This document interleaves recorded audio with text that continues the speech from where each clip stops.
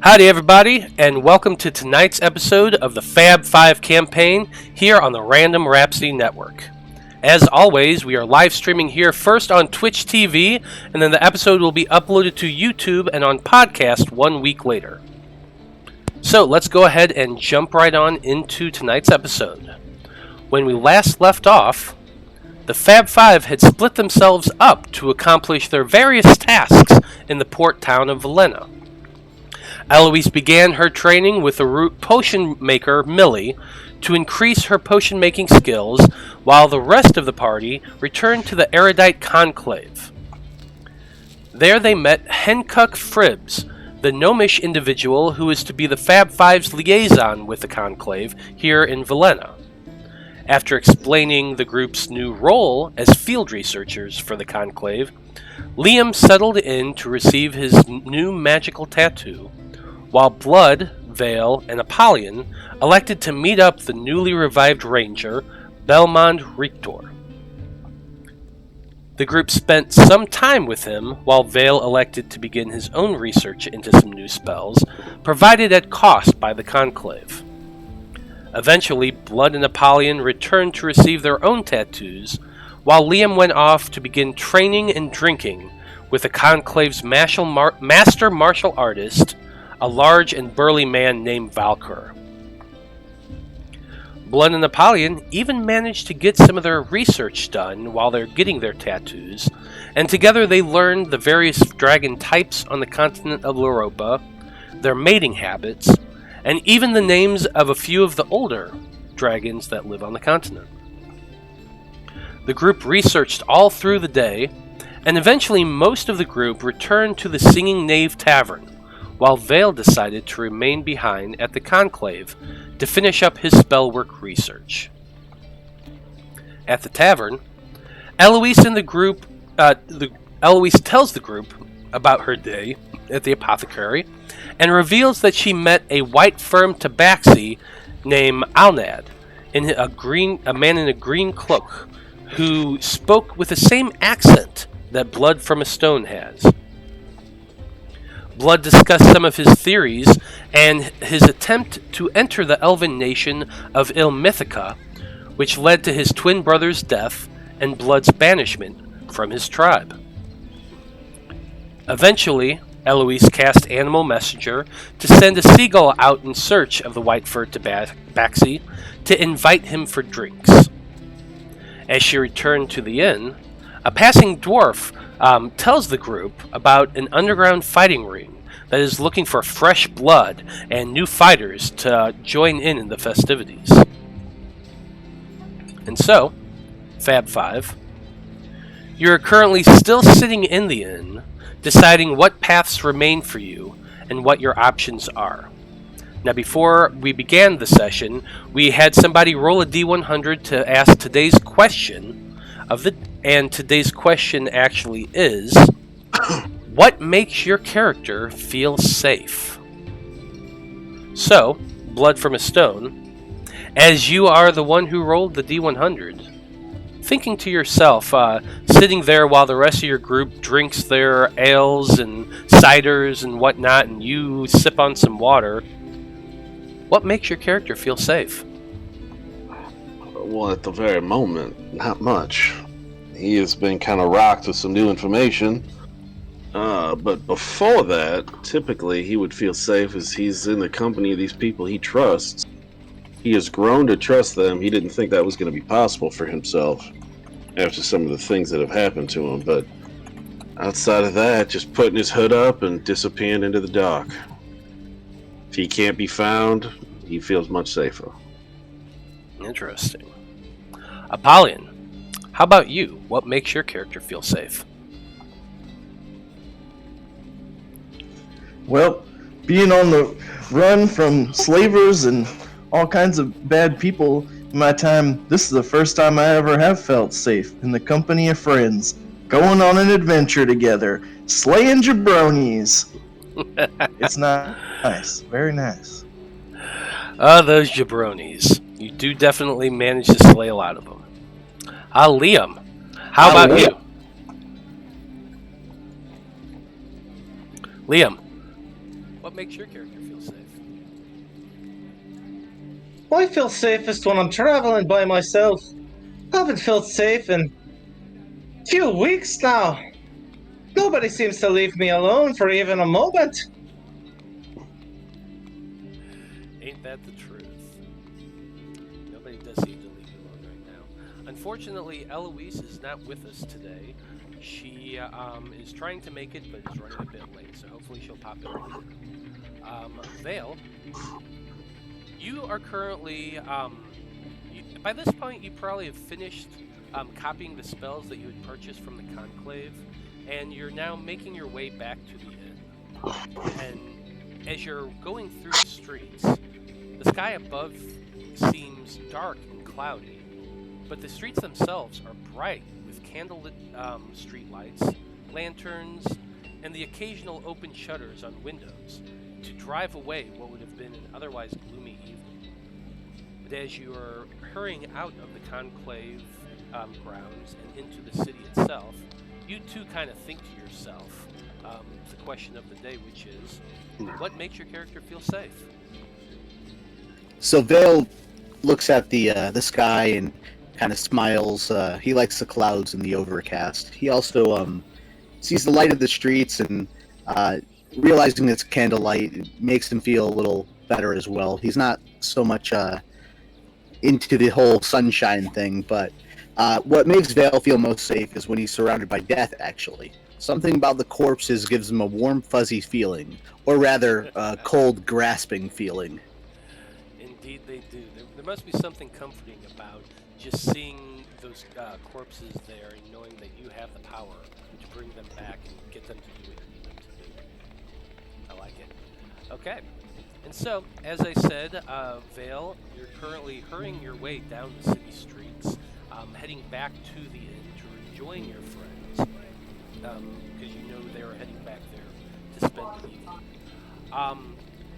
As you're doing so, you're making your way down. Go ahead and give me a perception check, please.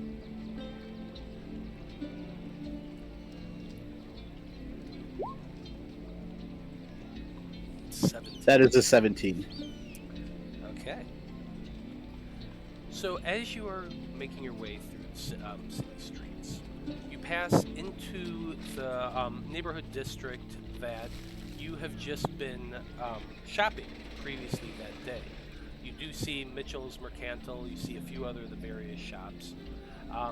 Closed for the evening, definitely. It is probably around pushing 1 o'clock in the morning by the time you're heading back. But there is something that does catch your eye as you are making your way through the streets.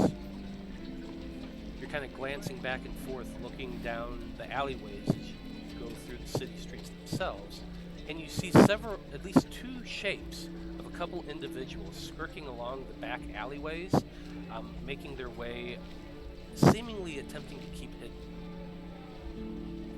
So I clearly spot them, and he says, "Excuse me, can you point me the way to the Singing Knave? I've been up all night and morning with my work, and I seem to have misplaced my friends." As you call this out, you see the two figures just pause for half a second. You're kind of standing on the outside of this alleyway looking in, and you can see the two of them as they're standing in front of a few very large crates and boxes and things like that. The two of them just kind of pause for a moment. They don't turn around. I say, yes, you two, the ones who are skulking about in the dark. I'm talking to you. And as you say this, go ahead and make a persuasion check, please. Making friends wherever you go. That's another 17. So you're calling this out, and the two of them have paused. Hold on 1 second, please. Swear to God, if that's a euphemism, because one of them's a tabaxi and he has paws.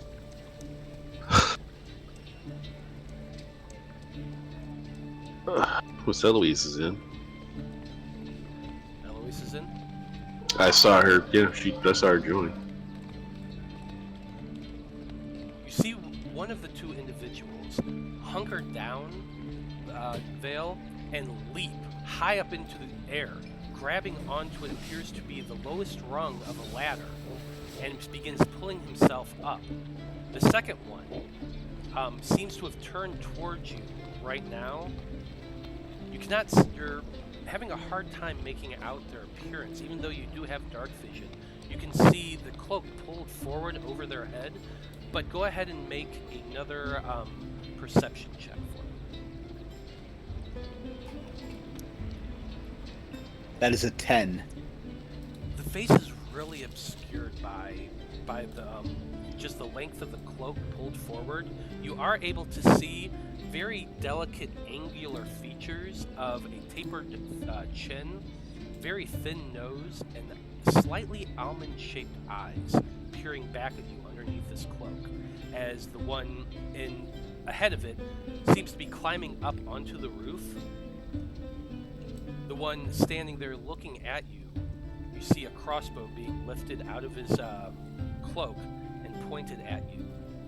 So I say in I start in Sylvan, and I start speaking, and as I'm continuing the sentence, it's going from Sylvan to Elvish to Dwarvish, and finally in Celestials.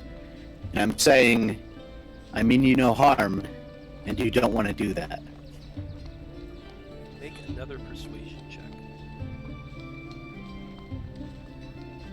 That's a 20. Boom! The man in the cloak nods his head and he lifts a finger up to touch his finger to his lips. As he does this, his head goes forward just a little bit, and you can see just slightly tapered, pointed ears to the sides of his head. This is not an elf, but being that you are similar to this, you recognize him as a half-elf. All right. I see his finger go up to his lips, and I give him a nod, and continue to stay silent. You then watch for the next few minutes as the one climbs his way up to the top of the ladder, looks down, the second throws a rope down, which the second one grabs and begins climbing up the side of the wall as well. However, he does still have his crossbow in one hand, so it's more of the other guy pulling him up, while he's kind of just watching you, seeing what you're doing. So, does this look like something that Veil would be, like, do they look like they're being mischievous, or can I tell if they're trying to maybe rob something? Make an insight check. That's a 6. It's hard to tell. They seem to be more, now that they're up onto the roof, they see you're watching them just kind of running towards the north, in the direction that you had come from previously. You watch them for a moment as the two of them jump from one building to a next, keeping on the roof, and for about 3 minutes you're just kind of standing there watching until the two of them disappear to the north. They seem to be running in a direction, but they don't seem to be like actively trying to lose anything. Okay, and they're gone by this time. I'm assuming there's no way I could. Unless you're wanting to try to follow them. So I would follow. Veil's always wanted to get his hands dirty when it comes to something that's not normal behavior. So Veil would at this point be trying to follow along the. Would be following along the ground. Not on the roof yet. How high is the roof? It's pretty high. It was at least the roof they climbed onto was a 1.5-story building with a flat, wide roof. Think of it like a big of a it looks kind of like a warehouse, I would say. The second building they jumped onto nearby, which was very close, was actually a blacksmith shop. You kind of begin following them north, weaving your way through the alleyways, trying to keep an eye on them. But they're faster than you. One of them seems to be, the first one seems to be quite a bit faster and keeps running forward, pausing, watching, while the other one begins to catch up and then runs forward a bit more, and kind of continues on with this. Go ahead and make a... Are you trying to be stealthy, or are you just lively walking along? Oh, I'm trying to keep up. I'm not trying to be stealthy at all. No, you're not trying to be stealthy at all? Okay. Continue to follow them at a distance. And after about 5 minutes of more of you following, the group turns and begins veering west. Go Okay. ahead. How long are you wanting to follow? What are you wanting to do? I'm trying to get as much information as I can and see if maybe there's something Vale could gain from these people. Okay. So go ahead. I'm trying to think of the best. Go ahead and make an athletics check. They're being stealthy, but they're also trying to move quickly. That would be a 0 with a natural 1. Wow. Okay, so with a 0, you're trying your best to keep up with these two individuals. And while their path is very clear, because they're running from rooftop to rooftop and jumping from rooftop to rooftop, you're forced to kind of go through this maze of back alleys and cutting across roads. And every time you cut across a major thoroughfare, there's either a horse going by or a group of people drunkenly singing their way through the streets, or something that just halts your progress, and it's becoming difficult to keep up. At this point, you've been following them for about 20-30 minutes. However, you've lost sight of them. I like to think that the last thing he saw right before he he saw them, and then all of a sudden a cabbage wagon or something went right in his way, and he's covered in cabbages now with on his ass. Cabbages. So okay, I guess what as far as what details he saw, did he see any colors? Were there, could I see what color cloak or cape or whatever they were wearing? So you have dark vision, which doesn't actually translate into color. You were looking at them in a lighted area towards a dark area, so I'm going to say you rolled a 17 and then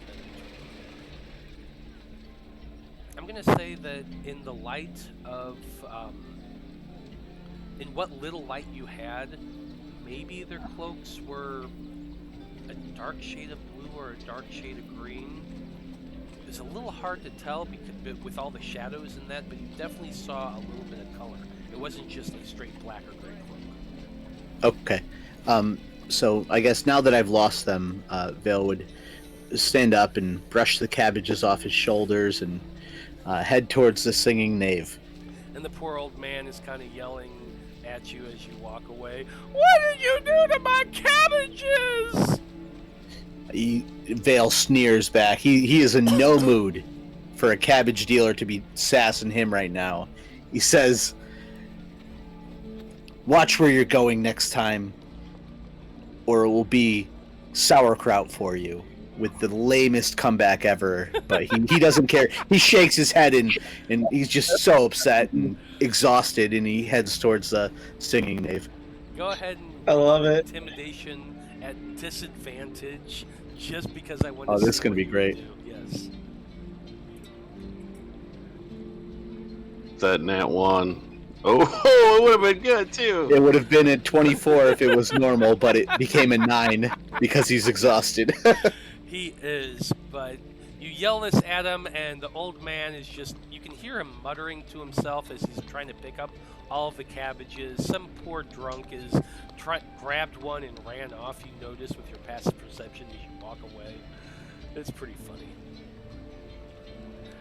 However, you do eventually make your way back to the singing nave, and when you're there you find your group sitting in one of the little side rooms that they have with a table and chairs. Just blood is it's not hard to pick up the fact that Blood is just had something happen today. He looks very distraught.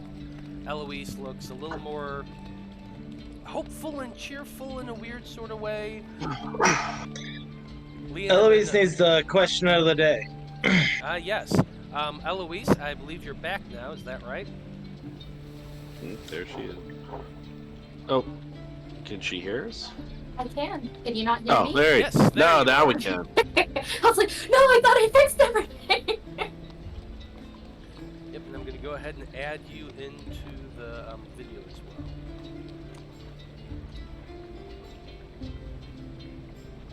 There we are.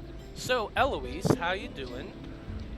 Today's question of the day, you've been sitting there with your friends. A lot of them are drinking, a lot of them are sitting there. Probably Apollyon and Liam are just getting hammered at this point. Veil has just walked in. And the question that you have for today is, what makes your character feel safe?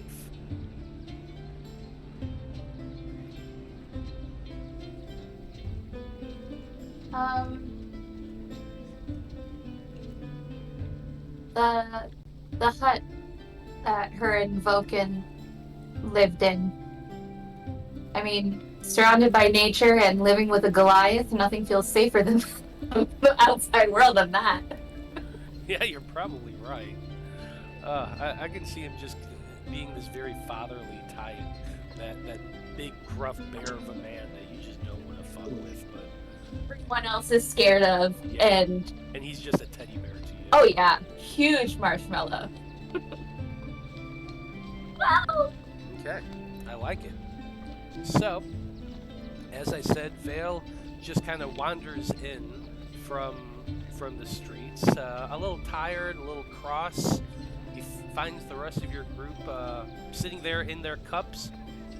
Blood, how are you feeling in this moment? Well, he just had his world turned upside down. Now he thinks his brother is alive. So he is probably doing everything he can not to just scream. He's probably doing a little bit of hyperventilating. Just he's not doing good. Probably. Apollyon, Liam, how are the drinks right now, guys? Right, fine. I'll take another round. Another round is easily brought to you all. It is probably about 1:30 in the morning at this point. So, is there anything you guys want to do for the rest of your evening, Faab Five? Personally, I'm ready to call it a night. I don't know about the rest of y'all. So Vale, as soon as you walked in, he kind of walked by the table. Was Blood? Were you at the table eating or anything? Yeah, I'm at the table with him. I'm not eating, but he's right. probably sitting there maybe with his head in his hands, just kind of All very right, well, fidgety. I'm kind of picturing, food brought over to you, but you had no stomach to eat. So, Yeah, there's probably a Probably. plate of cold food. sitting Oh there. yeah, you could probably have it. yeah, as Vale walks by, he kind of just gives him a sleepy nod, and he grabs the food and continues to walk and eats it as he's walking up to his room.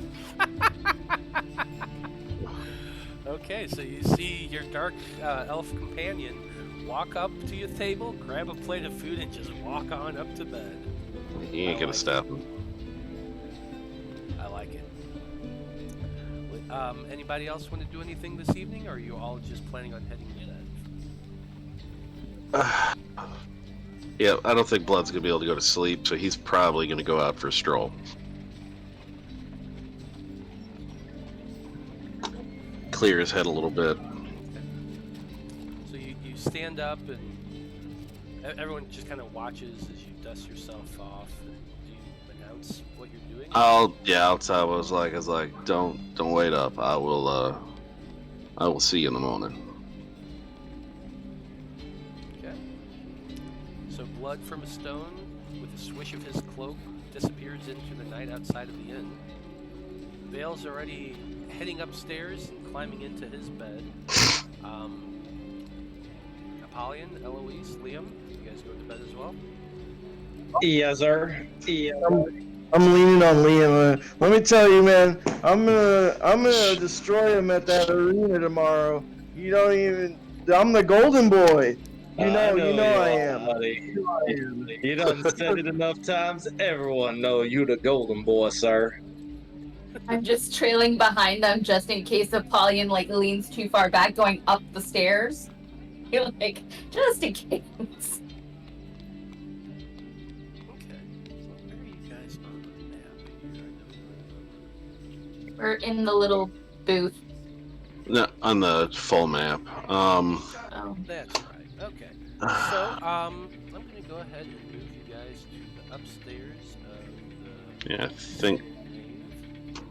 Are we in the Garden District?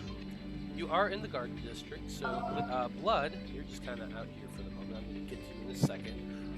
You do have the couple beds, a couple rooms that you guys had rented for the evening.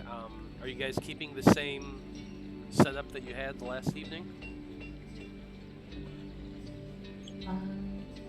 Well, I Yeah. remember this room having 2 beds before, but apparently it's 1 king size now. That's fine. Eloise is still gonna sleep on the floor. Fine by me. Yeah, I made a more permanent map for this place. Leave me alone. So, when Apollyon entered the room, he saw Veil laying face down across the bed, not normally. He was like in the middle, starfish face down. I like it. I like it. Yeah, because Feeling you're about to elves around the can't right sleep, way. right? They don't have to trance. Vale is a half elf. I know. Well, I He guess. does Yeah, why actually not? sleep. Okay, I was to say, yeah, with the trance stuff, but as like, couldn't they actually sleep too? So Yeah, I mean, the trance is. I would say that, trance or sleep, but he's feeling sleep tonight, I guess. you're gonna be the little spoon. Okay. You're So, gonna Valian, you spin see, so hard. you see Vale there, just starfished out into the middle of the bed, just draped across it. Yeah, just pick him up by his ankle and like turn him around so he's parallel with the way the bed's supposed to be, and I just flop into bed like right next to him. I like it. So then you all begin to bunker down for your evening's rest. Are you guys just going straight to bed? Are you keeping watch? What are you guys doing? We'll get to you in a second. Are the doors lockable? Are the windows lockable? They are both lockable, and you do have keys for the door. Cool. Then yeah, sleep. Groovy. Last time we kept watch, we didn't see anything anyhow. I think we just go to sleep. Yeah. So, I like to, when Vale's asleep, Jareth is usually outside a window near him or on a roof adjacent to the building we're at, kind of keeping lookout, and he would especially be looking out for what happened tonight, the 2 figures he saw. Okay, absolutely. So go ahead and just make a perception check with advantage with your owl Jareth for his night's watch.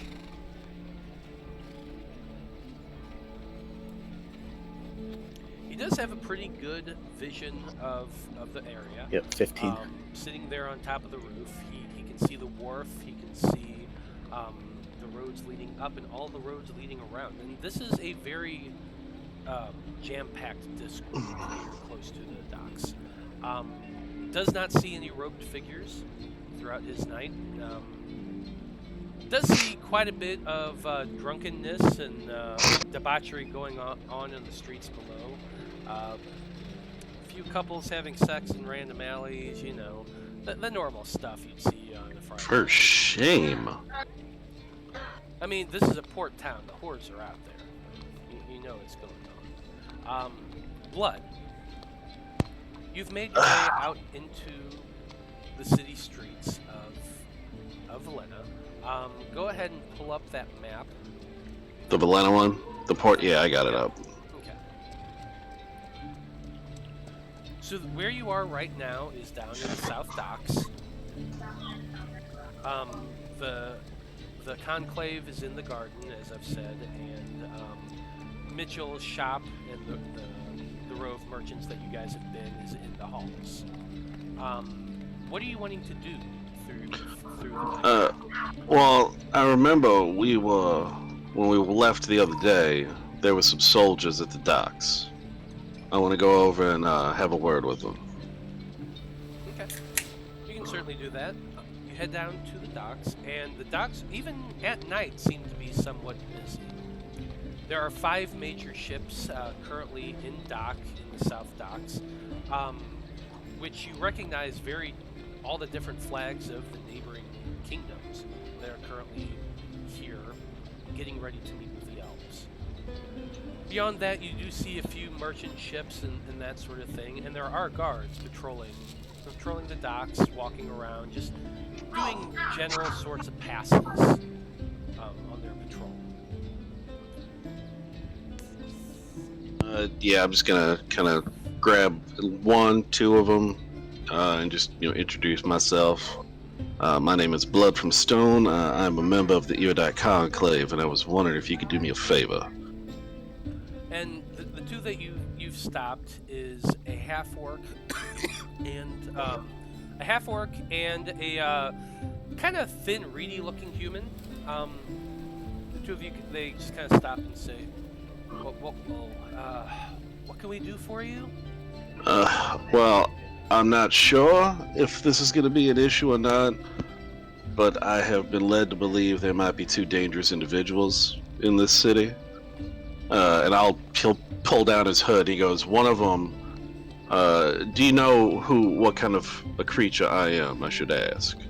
Have you seen my kind before? You're a tabaxi. We have plenty of your kind coming through them. I didn't know how many got this far north. There is one that all appearances is pure white. Exact opposite of myself. And he does have a scar over his left eye. Almost identical to mine, but it's just switched eyes.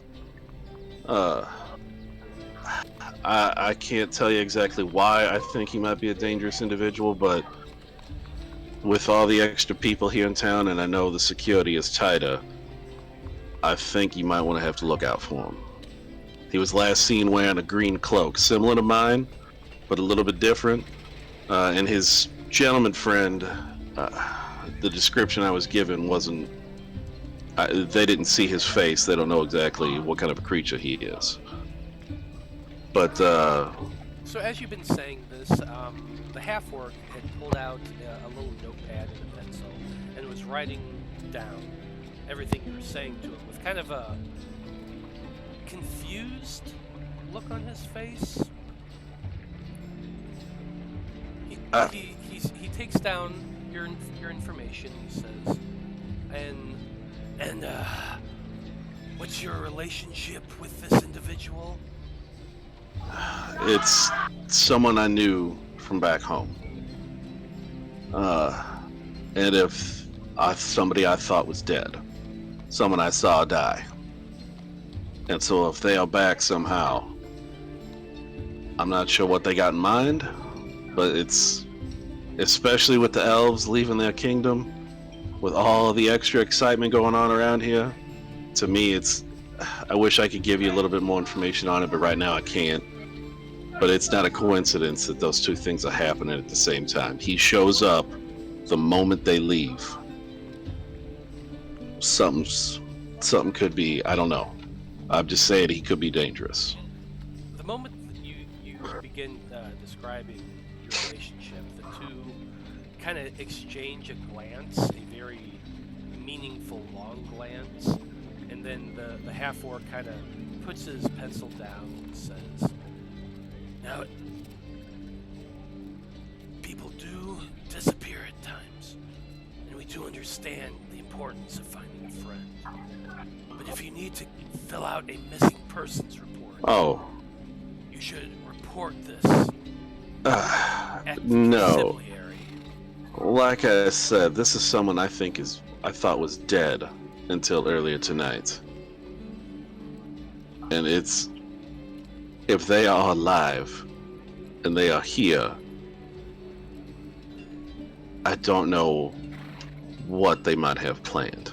This is not a missing persons report. This is somebody I was convinced with my soul that they were dead. Go ahead and make a persuasion check, because you're kind of getting the idea that they're beginning to dismiss you a little bit. That's an 18. Okay. So the more you're talking, the more passionate your voice is becoming. And Giving him the Puss in Boots eyes, too. yeah, absolutely. And the human says, okay, we understand you're worried and you think this person may be a person of interest. We'll take down your description and we'll pass it around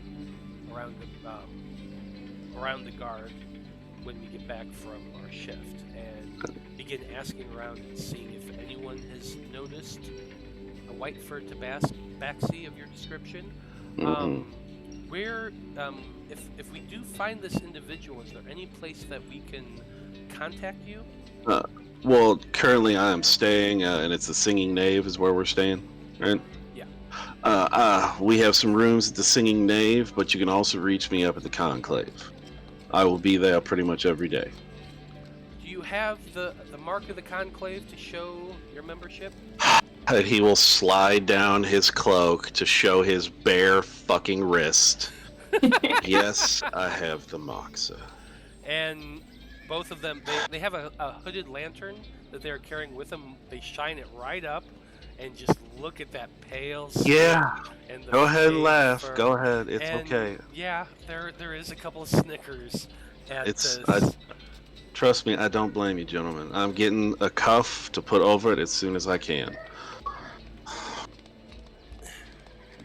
But yes, you may reach me there. And your name is? My name is Blood, sir. Blood from a stone. Blood from a stone.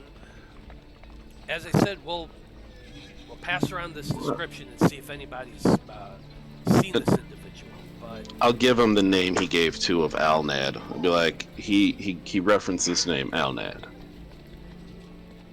I appreciate you bringing to our attention a person of interest.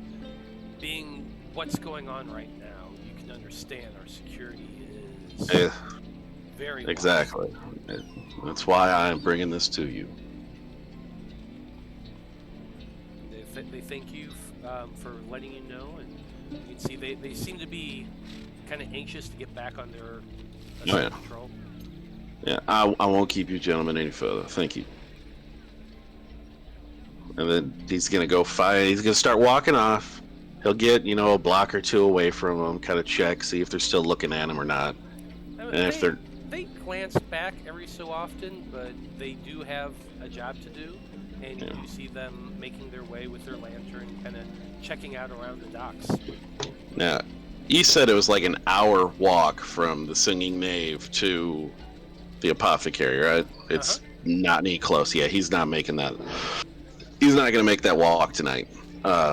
So probably what he'll end up doing is he'll maybe climb up on top of the Singing Knave and just kind of sit up there and try and collect his thoughts for a little while. Okay, go ahead. Maybe even sit next to the bird. Go ahead and give me a acrobatics check. You have advantage on climbing because you're a cat? I mean, it's got a climb speed of 20 feet. Cat's claws. Okay, so yeah, just give me an acrobatics check for me real quick. That is a 20. Okay. With little difficulty, you climb your way up to the top of the Singing Knave and sit down on the roof next to Jareth. Your feet kind of dangling over the edge, looking out into the night of the city. How are you doing, bird? I bet he doesn't talk to you much, does he? Jared looks over and he sees you're distressed, and he kind of opens his wings up and sneezes, and then rustles back together and continues to look out. Wow, I was expecting you to do something like, oh, he kind of nips at your finger real nicely, but no, he sneezed on me. It's like, fuck you, bird. I love Jareth, I really do. So yeah, he'll just kind of sit there and just watch the city, collect his thoughts for a little while, and then I guess now the windows are they? I guess would they have been locked? Can they be unlocked from the outside? So they're one of those simple little hook latchet type things that you have around the knobs. It's not difficult. You can slip them in there, yeah. Yeah, you could slide a lockpick through one and get it. I'm not gonna.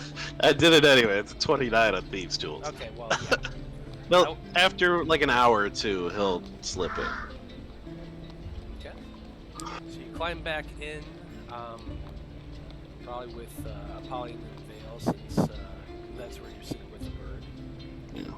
And if you're not going to do anything else, you will all retire for a long rest. So, if anyone needs to do anything to their character sheet for that, they can. Other than that, we can pick up the next day. Everyone wakes up to an early dawn. You do hear quite a bit of commotion coming from downstairs, even as early as it is right now. There's a lot of hustle and bustle going about in the city, and you can hear the common room downstairs is in an uproar of just loud talking and clanging and battering of glasses, plates, and whatnot. But you have all woken. And you had an early rest, or a long rest.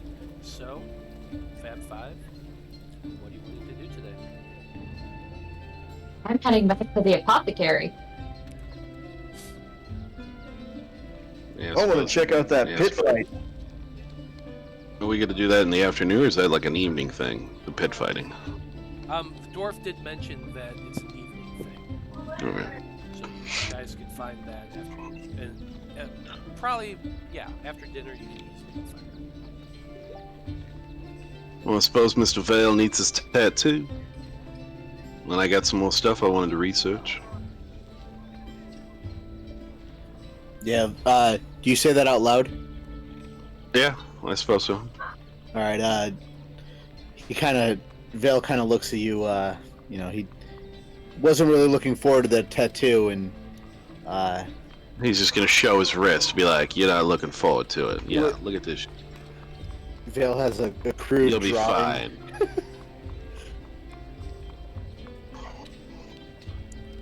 Alright. So you guys all get yourselves ready to go for the day. You head down to an early breakfast. Barely manage to find yourselves a table because it is crowded, but you do manage to get one small table in the corner of the inn. You can have yourselves some breakfast, and if you don't want to do anything else, you guys can all head out and spend your second day doing whatever it is you want to do. So, Alyssa, you go and you have your breakfast, and then you're just heading to the apothecary. Is that correct? Okay. Blood, you said you wanted to head and do some research. Veil, how about you? He's going to, was Apollyon was not going to the pit fights, right? That's an evening thing? Yeah, that's an evening thing.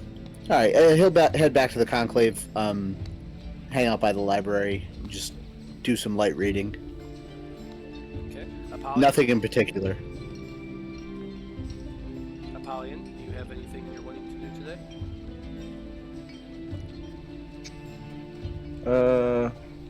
Not really. Just getting ready for that fight, and maybe I'll go do a few laps down by the docks. See if I can find some eye candy while I'm working out. Okay, I dig it. Liam, how about you? I'd like to go down to the stables and spend a couple hours with Gravel trying to get him to respond to the name I've given him. Okay, I like it. So you all have your morning meal and head off to the various things you're wanting to do. What's up? Before Eloise takes off, I'm gonna ask us, like, if you get a response on your message, or if he comes by again, you get word to me at the conclave as soon as possible. I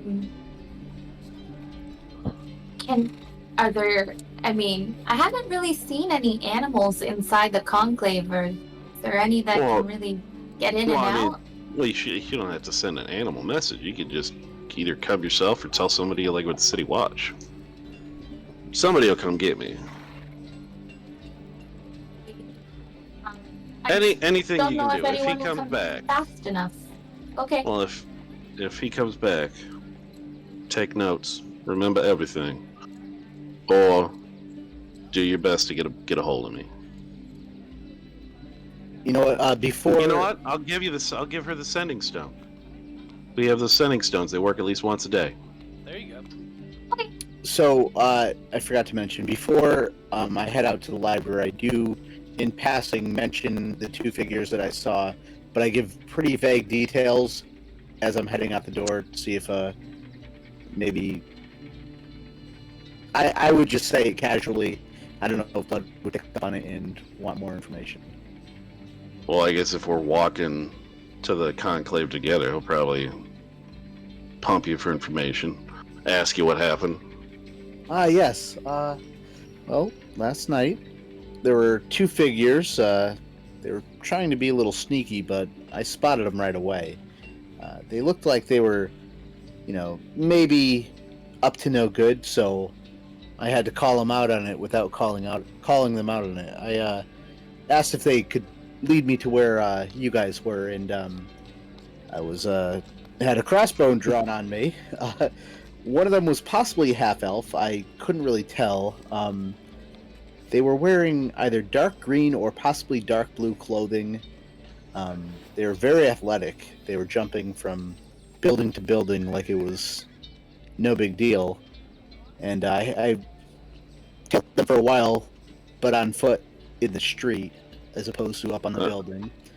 From Mitchell's... they were heading north from Mitchell's, and they were heading north for a while, and then they cut west, and I lost them shortly after that. Sounds like they would be heading in the direction of the conclave. Yeah, now that you mention it, I was a little turned around, and I didn't really... You said they were wearing kind of like dark green, and he'll be like, kind of like what I'm wearing? My cloak? I couldn't tell if it was green or blue, but very possible. I don't know, are you elves normally that dexterous to be able to jump from building to building? Oh yes, some of the elves have been known to be extremely dexterous, but I am not so much as they are. Oh, interesting. Yeah, it's just things. And you said there were two of them. Yes, there were definitely you said two. One was the half elf. You didn't see what the other one looked like. And I did see crescent-shaped eyes. I don't recall if they were from the half elf looking one or the other one. It was the half elf looking one. Okay, so yes, I definitely saw one that looked like a half elf, and I don't recall the other one. What he looked like. He or she. You did not see any details about the second one. Interesting. Alright, well I appreciate that information. It could have been them. Maybe. I don't know, he'll kind of file that away and remember that the direction he said they were heading. Okay. So, Liam, and everyone else, we'll start with Liam, but for all of you, you finish up your meals, you finish up your discussions for the morning, and Blood, Veil, the two of you head up to the conclave, where, while Apollyon, you start off at a jog heading towards the docks, looking for maybe a little interesting on the sly, see what you can find. Eloise, you make your way towards Millie's, and for your training. Liam, we'll start with you because you go to the closest place, out to the horse stable to begin working and training with your horse Gravel. What I'd like for you to do, as you walk into the stable, you see a kid there shoveling hay around and picking up horse droppings. He kind of nods to you. You've never seen him before, but you kind of pay him no mind as you make your way to the stable with your horse. And as you see it, He does have fresh water, some oats in a little bag. You walk in, and the horse kind of nuzzles you a little bit and recognizes you. So go ahead and make a handle animals check as you describe what it is you're wanting to do with him. And then after that, I want you to make 2 more just straight D20 rolls for Tom and Jerry, because we haven't done this in a while. Oh. Yeah, I was waiting until the end of our time in town, but yeah, we're due. Okay. Let's see. So as I go up to Gravel, I guess each time I say his name, I'm gonna try and give him some oats, and then take a step back and say his name again, and see if he comes for his name. Okay. 14 to start out with. Not the best animal handling, but I could be a lot worse. And then let me make 2 D20 rolls for Tom and Jerry.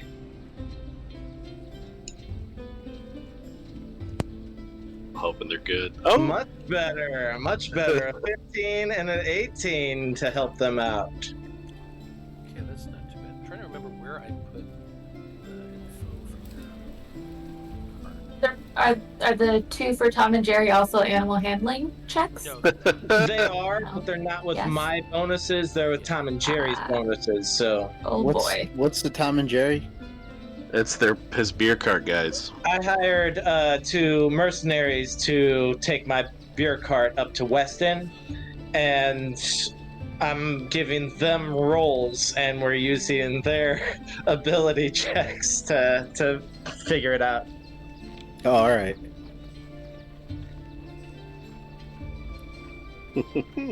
Yeah, it was like a 2, 3, and a 5 or something last time, so this is much better. It was a 3, a 4, and a 3 last time. So yeah, this is much better. If I could spend a second hour here, I'd like to do one more animal handling check. Yeah, you absolutely can. For that first handle animals check, he is beginning to he seems to recognize when you say his name. His ears perk forward in your direction. His eyes kind of veer a little bit to look at you, and he does step forward occasionally as you do call his name. Go ahead and make your second animal handling check for your next hour. That's a 21, sir. Which is very good. So yeah, you continue to work for the next hour with your horse, getting it used to you and your voice. Working with animals is you actually have to be very soothing, very comforting. They have to know you as a friend. They have to trust you to be able to follow complex orders as you're sitting on top of them. They have to know which movements or which things for which times, and it is a bit of a process. But we'll say for that second hour, I spoke to him in Sylvan, trying a different language to see if he responds better. And with the 21, he is definitely responding to you with that whatever language you use. It's less a verbal thing, and it's more of an intuitive thing. What the two of you are doing in this time is kind of bonding and growing in your comfort together, so that he trusts you more, you trust him more to follow your instructions, and you probably even take him out and get onto him and ride him a little bit through the city, working with these techniques that you've been doing over these 2 hours. But you're feeling very confident with your horse, and you feel that even in times of stress, he's more than likely to follow your commands. Cool. After that's done, I'll be heading to the conclave. So whoever's next, it's all you. So, Apollyon, you were running to head that, just jog out into the docks and kind of do some running and try to coax some of the guys out. Is that what you're doing? Guys, the Rocky training montage going. Mm-hmm. Yeah, I dig it. Go ahead and give me a athletics check, please.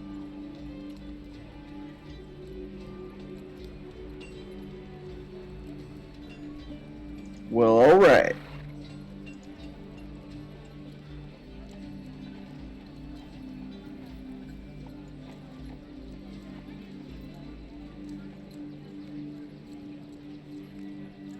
If my character sheet will load.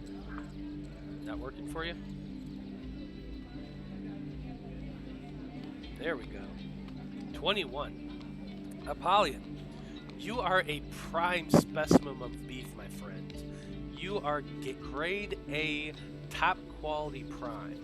And it shows as you're running down the streets along the docks. You're beginning to work up a bit of a sweat, even in the cool morning sun, breeze of the port. You're working up a bit of a sweat and getting that nice shiny glisten over your ripped abs and your bulging muscles. And Probably just chanting "Golden Boi, Golden Boi" while he's running. It's a beautiful, wonderful thing. And as you're running out there and you just posing those huge flexes as you're running in motion every so often, and as you do so, you're hearing whistles and cat calls, and you can see quite a few of the sailors stopping and staring at just the prime specimen of manhood that is Apollyon the Golden Boi. I wave to some of them, give them a little eyebrow raise and a finger gun. Hey, come see my fight later. Indeed you do, and it's pretty incredible. In fact, there's a lot of attention on you as you make your way running through the docks and into the city itself. You're feeling back almost as in your prime in the gladiatorial arena, with the crowd cheering your name, Apollyon, Apollyon, Apollyon. Unfortunately, this time it's more, hey asshole, get out of my way! You hit me! What the hell are you doing? Stop! Stop, guard! This asshole just hit me as you're running through. But it is absolutely wonderful, and you're just loving every minute of it. He's just completely in his own world. He's just I'm the champ! I'm the people's champion! They love me! Alright. Thank you very much, y'all. See you tonight. Absolutely it is. Eloise, it does take you about an hour to make your way to Millie's. You are familiar with the route, so it's not difficult for you to find. However, I'm going to be pasting flyers on my way there. Absolutely. Go ahead and give me a performance check, or whatever that is. Sleight of hand. Or sleight of hand, yeah. No, I don't feel like it's a sleight of hand check. Performance is a third edition thing. No, performance is here. It is performance. Yes, absolutely. Give me a performance.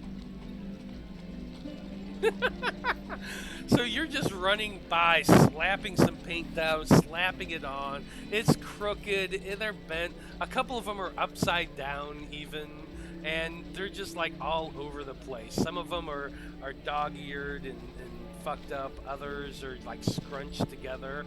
One is just a giant wad where you grabbed it and stuck it in the glue and slammed it onto a wall. Sounds about right. That's a 4 for you. Do I know how many I did? Probably another. Oh, I don't know. If you're really trying hard for an hour, you could probably slap them all over the place. I'm gonna say you probably did a good 100. Just in that. Just Okay. Going crazy with it. Whether or not it counts, you're not entirely sure, but you definitely did it. God damn it. Well, where was I at? I was at 750, wasn't I? Yeah, Last? I think 875, I thought, or something like that. yeah, that sounds about right. Okay, writing that down. I gotta remember to take some of it. I keep meaning to do it, and I keep forgetting. Mitchell's? No, you did. You grabbed a bunch when we were at Mitchell's. Because Oh. when Mitchell went and counted them and handed back the Yeah. bag, you were like, I'm just gonna take some of these. Well, then I won't remember to start putting those up. Now, Alright, when you then- do get to Millie's, Eloise. Yeah. The thing that kind of stops you for a moment as you're heading towards the shop is that the door is open, slightly, just a little bit crooked, Huh. Go there. And then, like, peek my head in. You kind of go and walk forward and peek your head in. Give me a dexterity saving throw. Oh, Jesus. Fuck.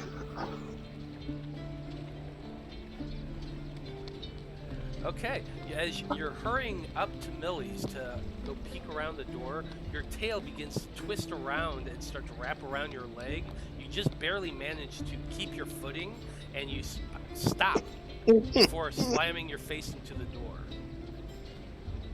You do, however, look past, and you see Millie on the ground.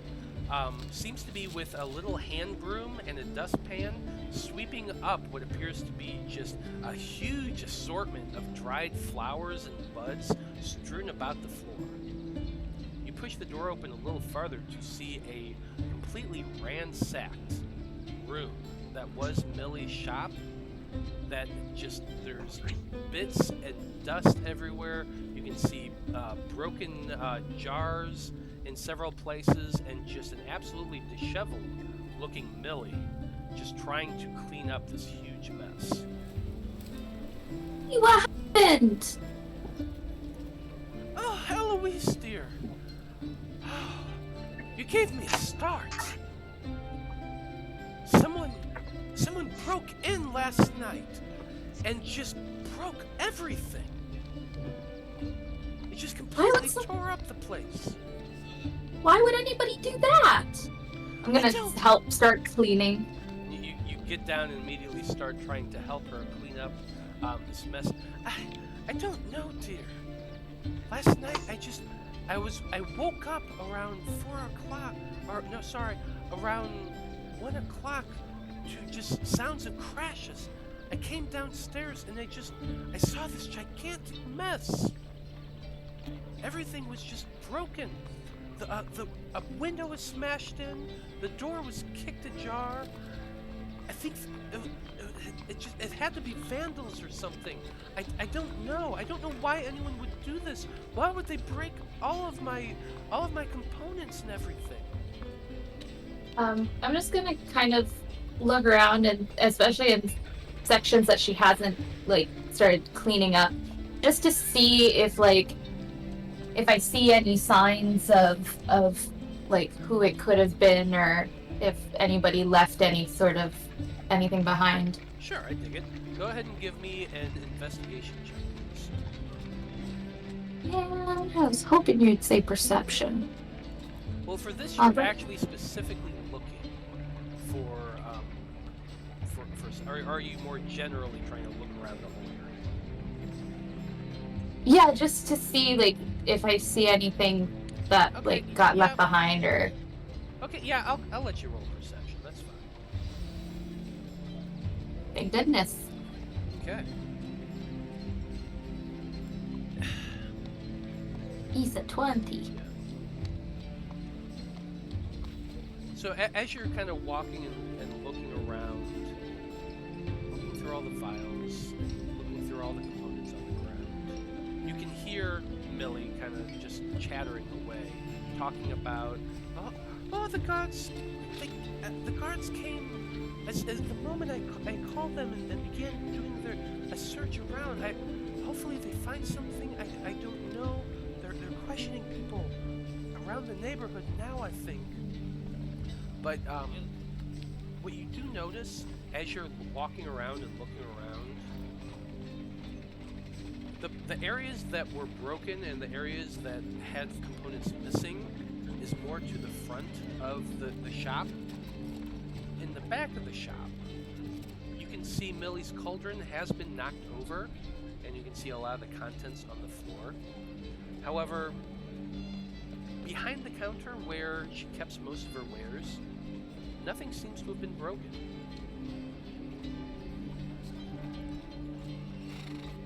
It's an odd and out of place kind of thing to see that everywhere in the front of the shop has just been pulled apart, thrown about, made this huge mess. But in the back, other than her cauldron, which which is where you worked the previous day.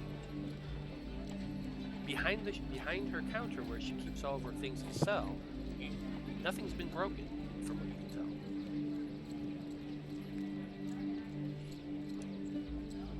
It's weird.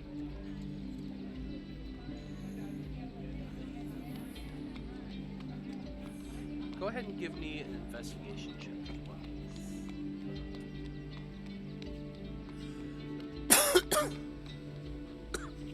And You're kind of you walk behind the counter now.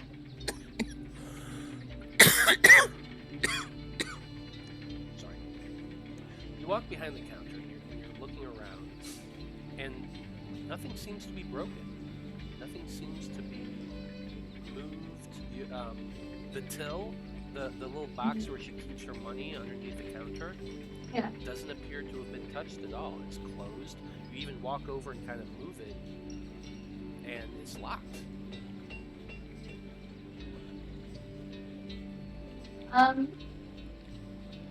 Gonna go back towards in the front, and from like all the broken and smashed components and shit, does it look like maybe any of them are missing? I'm using that 20 perception that you saw in the front. Yeah. Used for the front. It doesn't look like things are missing more than things are ripped apart and thrown around. It's so strange. But again, you're not that familiar with the shop. You've only been there for a day, so it's a little harder for you to tell. Yeah. Hey Millie, have there been any like reports of break-ins and vandals and stuff? Not in this neighborhood, no. This has always been a very safe neighborhood. Right by the docks where the guards patrol regularly. That ridiculous shop, Mitchell's, over there, there's always extra security.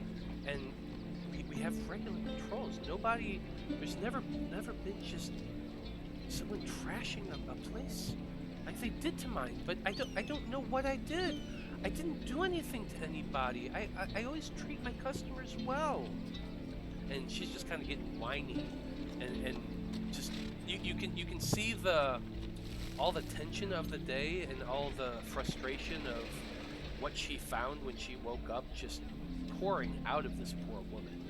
And she just kind of she's kneeling down on the floor sweeping, but she just kind of begins to break down a little bit and cry from frustration and a little bit of fear, can you tell. He told the guards, right? So, well, is there anyone you can think of who,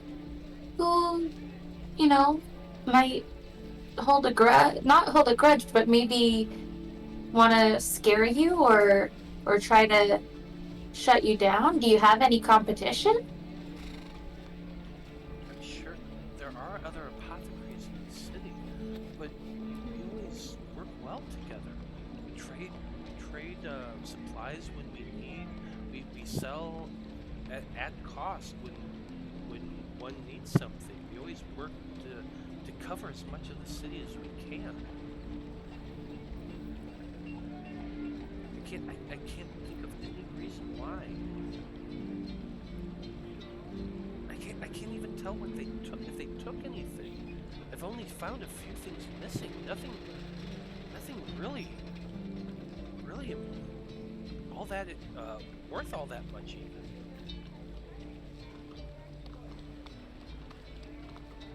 What did they take?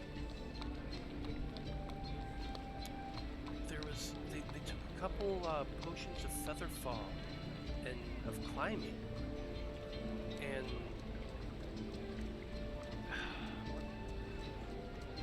I think there's a bit of diamond dust missing. That was about it. Nothing. I mean, at most, maybe 400 or 500 gold worth of things. I mean, that's not nothing. No, but I have so many things worth so much more. This is true, but I mean, maybe they needed stuff for something very specific. I mean, spider climb and featherfall, and the diamond dust. All right, well, let's think about this some more. Let's get this cleaned up. The good news is that it's just the components and stuff. We can clean some of this up, and I mean, there are some smashed things, but some things just need to kind of be gathered and put back into new jars. And your completed works and stuff are still okay behind the counter, so we should be able to get this cleaned up. I appreciate your help, dear. I'm so sorry. I know you wanted to work on potions today, and I certainly didn't want to spend my day cleaning. I appreciate That's your help. okay. And kind of spend some time comforting the poor woman. Eventually, she does put on a pot of tea, and the two of you work together to begin cleaning up the front of her shop. So, Blood and Veil, the two of you had made your way to the conclave. And when you identify yourself at the front desk, they're beginning to recognize you, and all you have to do is flash your tattoo, Blood, and they allow you no issue. If you're wanting to do research specifically, they'll summon a scribe for you, who brings you upstairs to a second floor, into a little research room that you've been previously, which is nothing more than a table and a chair, and you can tell them what information you're wanting to research. I glare over at Blood and say, originally I was here to research, but it appears I need to have that tattoo. So I asked the scribe, can you please take me to where I need to ink myself? You can do that here. That's what I did. I read while I got tattooed. Ah, even better. Then I tell the scribe, please get me the books, whatever books you have on necromancy, and I'll wait here for my tattoo. So, the scribe you were assigned does nod and hurry off. And probably about 10 minutes later, you do see a tall half-orc walk in with a complex box and hoses and tubes and a big old needle, carrying a few other implements, including a book, an ink pot, and a quill. And as you're waiting for your research to arrive, he begins to tattoo. This is something that you can tell he's done many, many times. Doesn't really care. He doesn't really make much small talk unless you try to. But after a few minutes, the child, I said child, but really it's a halfling, just a rather young-looking halfling, who returns and you have once before asked about necromancy here at the Conclave Veil. So I did give you a book once before on that. Yeah, I was gonna say I could have sworn. Okay, so yeah, I didn't know if there was anything I haven't read yet. Okay, then I send him off to anything on magic. It doesn't need, it just something to take my mind off the tattoo. So I will remind you, Vale, that you did ask me for a few research topics. Excellent. So that you have clearly forgotten. The nerves of this tattoo really getting to me. Probably. What you said you wanted to look into was research into the dream you had, and anything along those lines. So, okay. You described for the halfling kind of what you're looking before. You talked to her about this dream you had, which if you want to, you can spend a few minutes actually doing so in character. So that would be fun. We haven't actually done that on stream yet. I don't remember. So I'm just going to go off of vaguely remember. I was not asleep, but I wasn't put to sleep, but I was in some sort of trance where I couldn't control my ability to remain conscious, and I do recall some elemental being. Is that correct?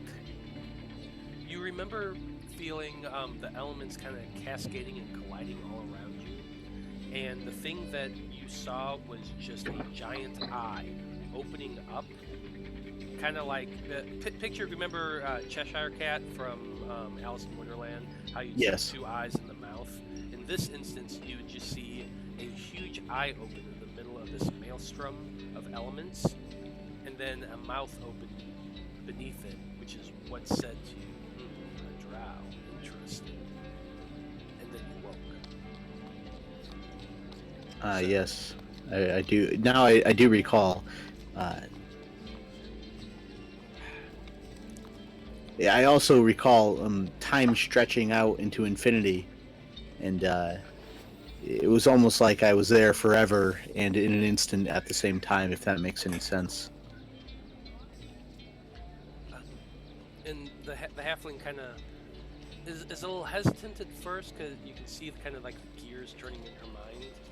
But she finally said, "Okay, I'll go pull some research and see what I can find. Give me a few minutes." Blood from a stone. Go ahead and tell me what you're looking for. Well, I mean, I still have several topics, but we'll do a couple next time. But for now, origins on Loroupa. Anything, about the creation of this world, and then as much information about the Great War and the 5 heroes. The war with that mysterious force that came and almost brought this world to destruction. As much information about that as I can get. Your scribe First day. is Divided from the darkness, and it would. Shut up. So your scribe is a tiefling man, kind of pale greenish skin, and he kind of looks to you and nods. I'll see what I can find. He scurries off. Now you, Veil, your scribe does return as you're getting your tattoo, and he brings a couple books that he says, well, this is the closest thing I can find in regard to the description you gave of the creature. And he presents you with a tome that I'm going to go ahead and show you now. It seems to be that this is this book here is less something written by one person, and it's more of a collection of notes and documents compiled together on one particular subject.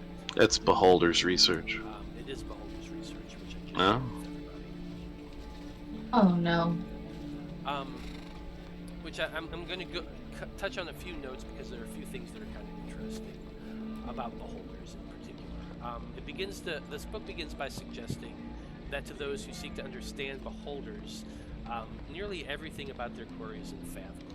These creatures possess an alien intelligence that just boggles the mind of most mortal races.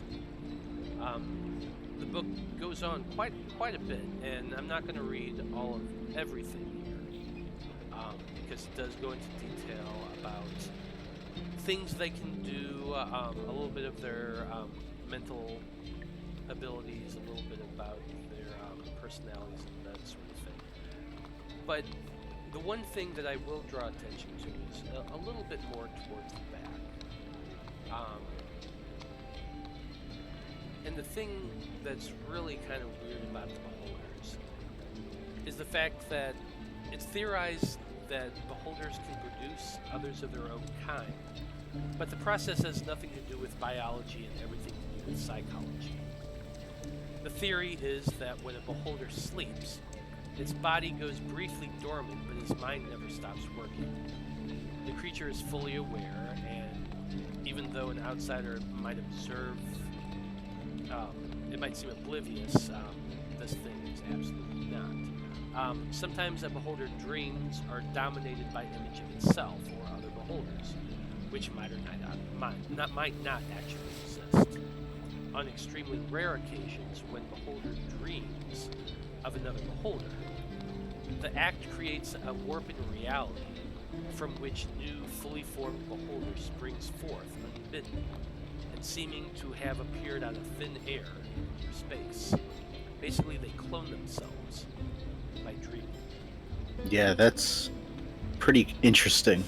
These offspring might be a duplicate of the beholder that dreamed into being, or it could be some type of variation, which variations of beholders do exist and have been recorded in the world. In the final section of the book, you find, Veil, a single sentence written in a margin, almost as though who had ever copied the book had a theory of their own. The sentence reads, "If a beholder is born by dreaming another one into existence, what dreamed the first beholder into being?" Very, Deep shit. very deep.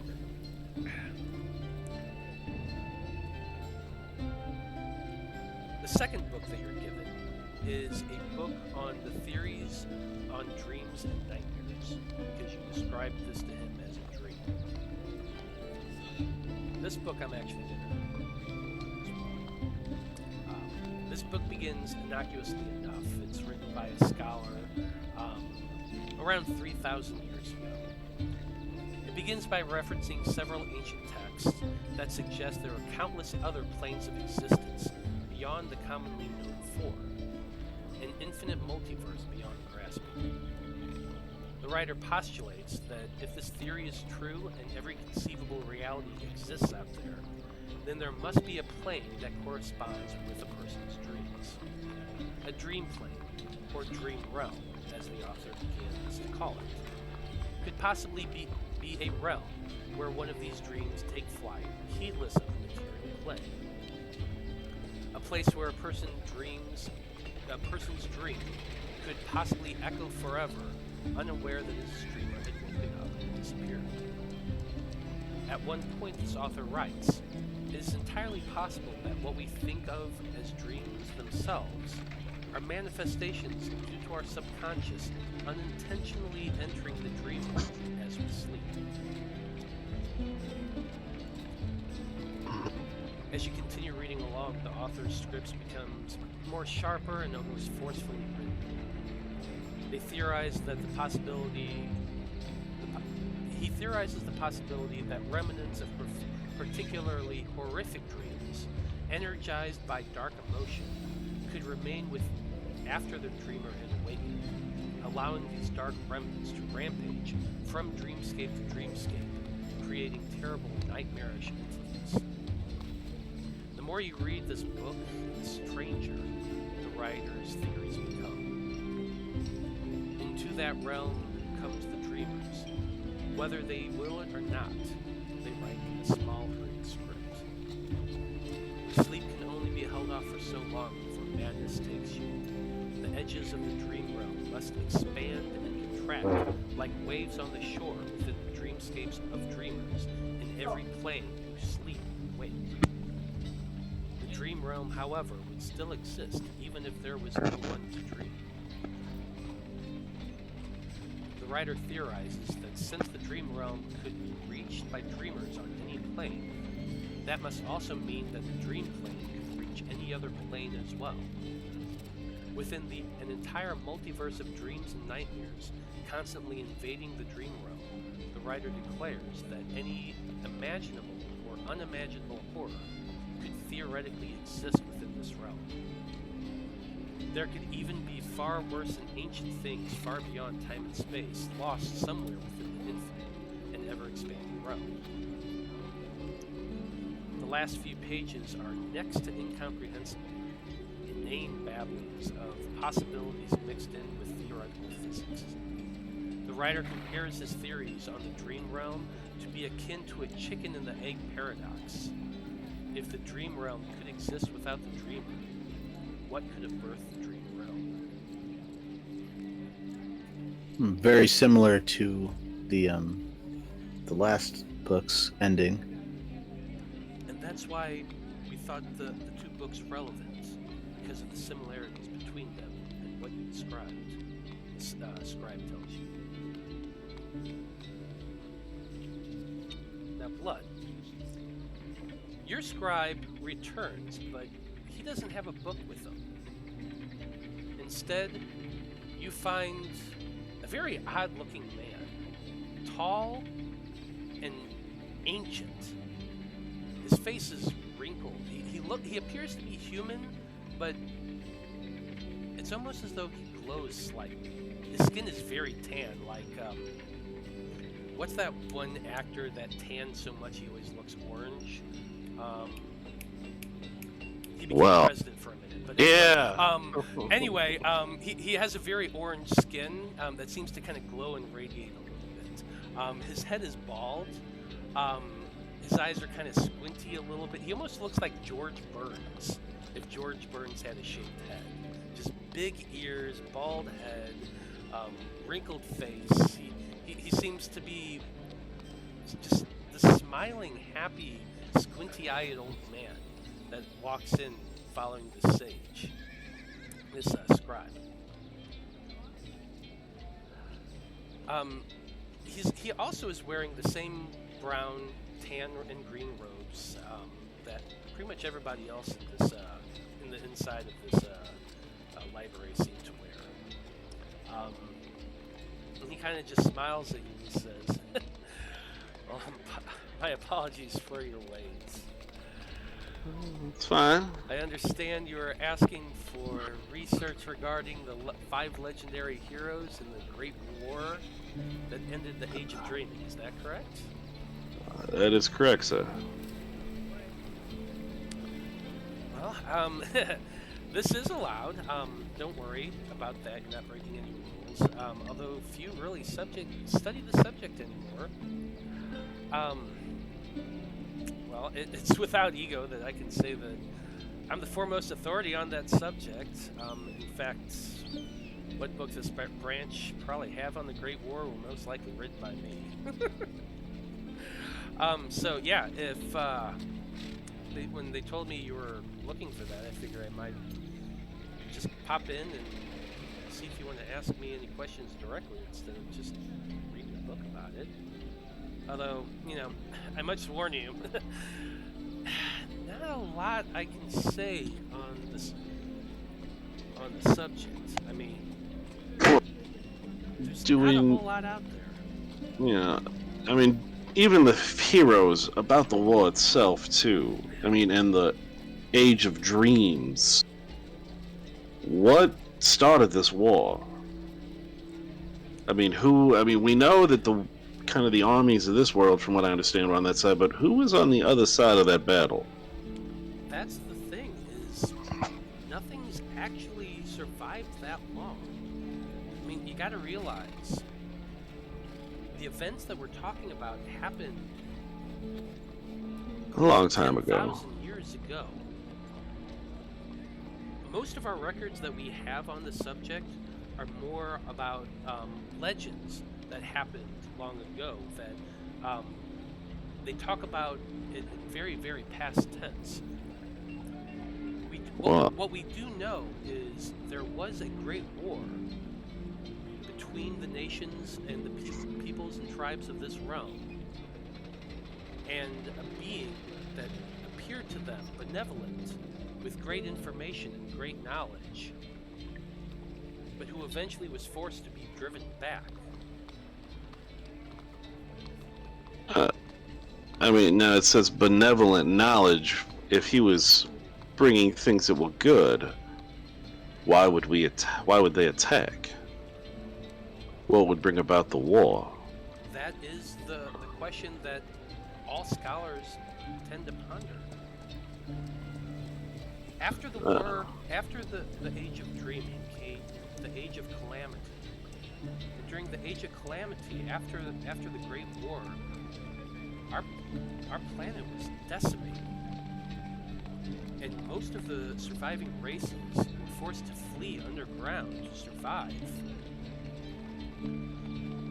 What came after, and the reunification of the land, everything beyond that are records that we have, but everything before that are written down legends and tales. But here's what we do know about the Great War. We know that all of the nations rose up to fight against a being that had once been a unifying factor in the world. This being brought great knowledge and brought great many untold races to our world. Then, at some point, the people of this world rose up and attacked and tried to defeat this being.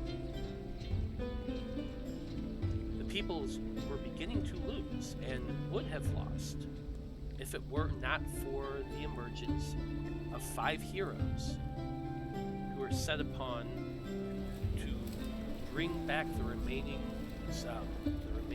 tribes and fought one last-ditch effort against this being.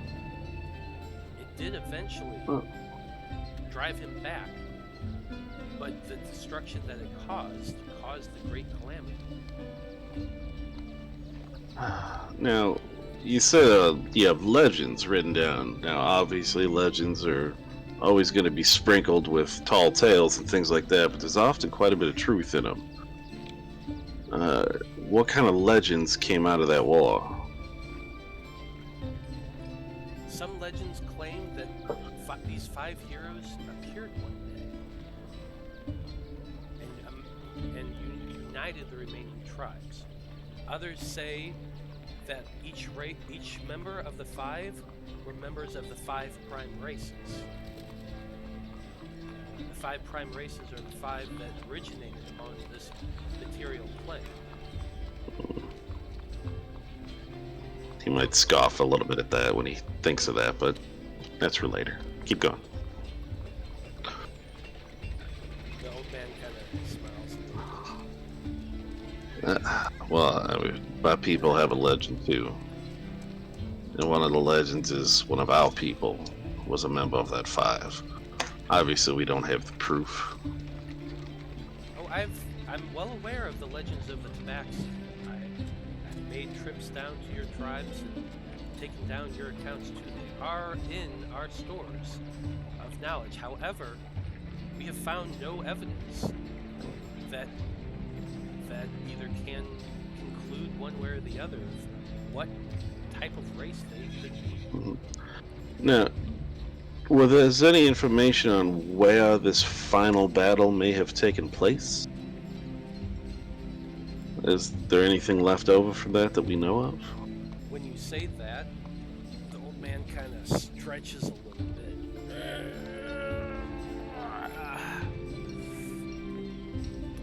He kind of gives you a long, considering look for several long moments, and it's a little disconcerting before he finally says, "It's a little stuffy in here. Wouldn't you agree? Sure. Why don't we go upstairs and get some fresh air?" Lead the way. Veil, are you coming too? Yeah, if I'm done with my tattoo, I'm coming. Oh yeah. So the old man leads you out of the study room and back along a familiar route towards the staircase you had previously climbed to get to the second floor study rooms. This time, however, when you reach the staircase, he leads you not down, but up, going further and further higher up into the conclave. You follow the old man up several flights of stairs, climbing higher and higher, passing along floor after floor until you reach what you estimate to be the very top of the conclave building. There you are led outside to a small, nondescript metal door, or out to a small, metal door, that the man is forced to unlock with a large brass key that he produces from somewhere inside the folding room. Once you pass through this door, you find yourself standing on top of the roof of that rectangular building that you know to be the Conclave. You're out there and looking up at the sky. It's probably just getting close to around 10, 11, maybe 12 o'clock in the afternoon. The sun is high in the sky, and most of the clouds from the previous evening have blown by, giving you a very, very clear view of the area around. While the morning had started off hazy and fog, it is very beautiful. The man leads you over to the raised stone building, or the raised stone edge of the building, which, as you approach, you realize is nearly chest height to you. The old man comes to rest at the southernmost wall, gazing down at the view for a few moments as he draws out a long breath and stretches a little bit more in the sunlight. Much better now.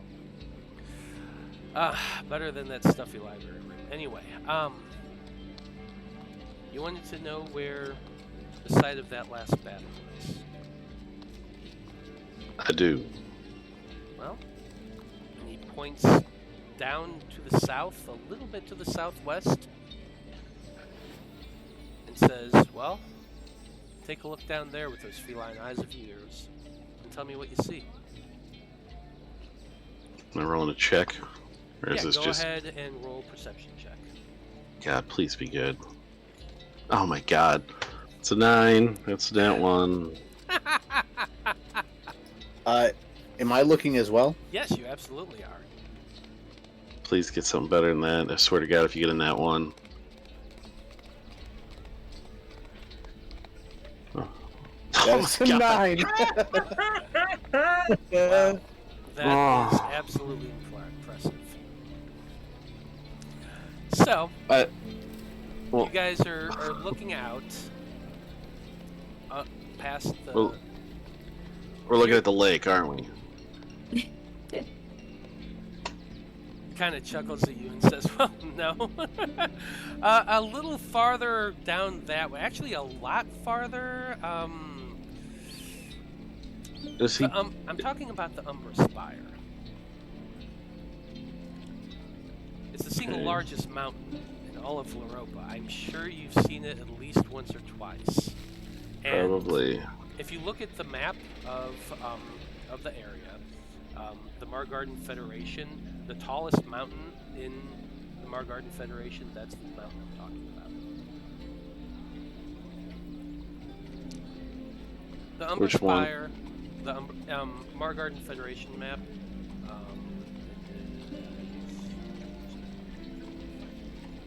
1, 2, or 3 conclave. Oh, with Federation map, Dawson Federation. Okay. It's got like a cloud around the top of it. Yeah, it's Conclave Map 2. Yeah, very cool. Okay. And yeah, what you're seeing is the single largest mountain in all of Loroupa, which is a constant sight for anyone who's lived in the Margarden Federation. It's the tallest peak that's said to be seen from all corners of Loroupa. And the old man kind of watches you for a moment until your eyes look back to him, because from where you're standing, even here, you can see the tip of the mountain spire. It comes up from pretty much everywhere. And when you look south, it is the biggest mountain you can see. As you're kind of gazing back at the old man, he says to you, now, long before these crowded streets here, that's where stood the Draven Tree. Some claim that the tree is just an allegory, a way for the ancient mortal races to explain our existence. But they were wrong, boys. The tree was a real, actual thing. It was there when the first beings came into existence. It's where our true intelligence was grown, sitting there beneath the tree. became the cradle of civilization, and from underneath its boughs the mortal races grew and expanded. You see, the tree was more than just a physical thing. The tree was a doorway, a path to the infinite abyss of reality. It was from that tree that the pantheon of races came to Loroupa. Some claim that they came from far away on other islands or continents we've never discovered, but that's just a bunch of bullshit in my opinion. It was from the tree.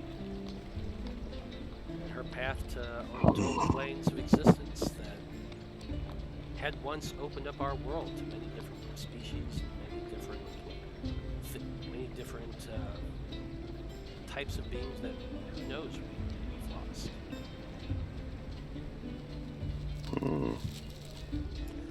The unfortunate thing is, there's no remaining records about the Great War itself or how the Dreaming Tree was destroyed. There are plenty of legends, sure, passed down from nearly every race on the continent. There's tales of giant monsters being summoned to destroy it. There's tales of armies of angels and demons ripping it to pieces. There's stories that it was nothing more than mortal men chopping the thing down to save our world from whatever it was beyond. But there has been no actual proof of any of these claims. Wow. As for I know surviving any, we do have tons of geological evidence. We know it's there. We know the blast that happened beyond it. But as for any surviving records or anything about what happened or how, we've got Bupkis. The Age of Calamity made sure of that. Sure it was the age, or was it people? Elves, dwarves.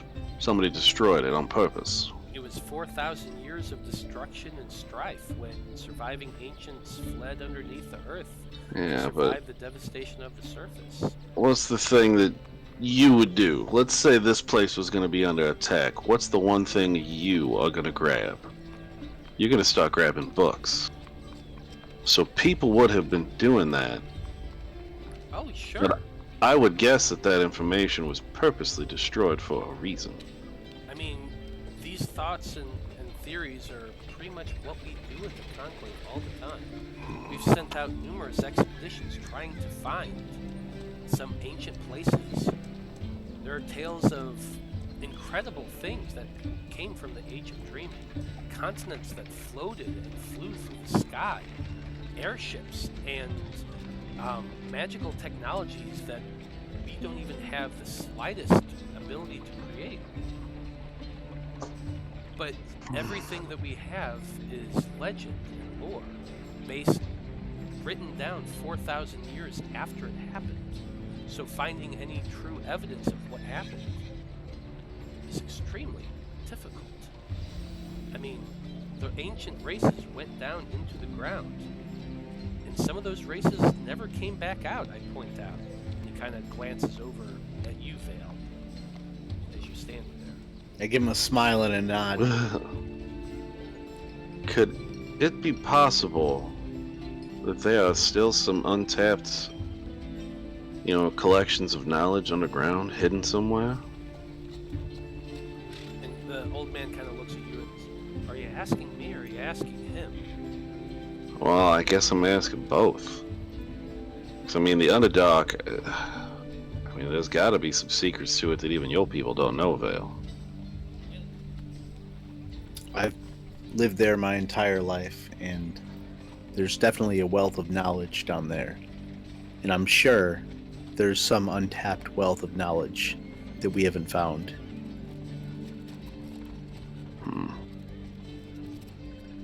Now, are people allowed to go to the top of that mountain? Or is that something that's like kind of closed off? Or is it like a place that just nobody goes? People have certainly tried, and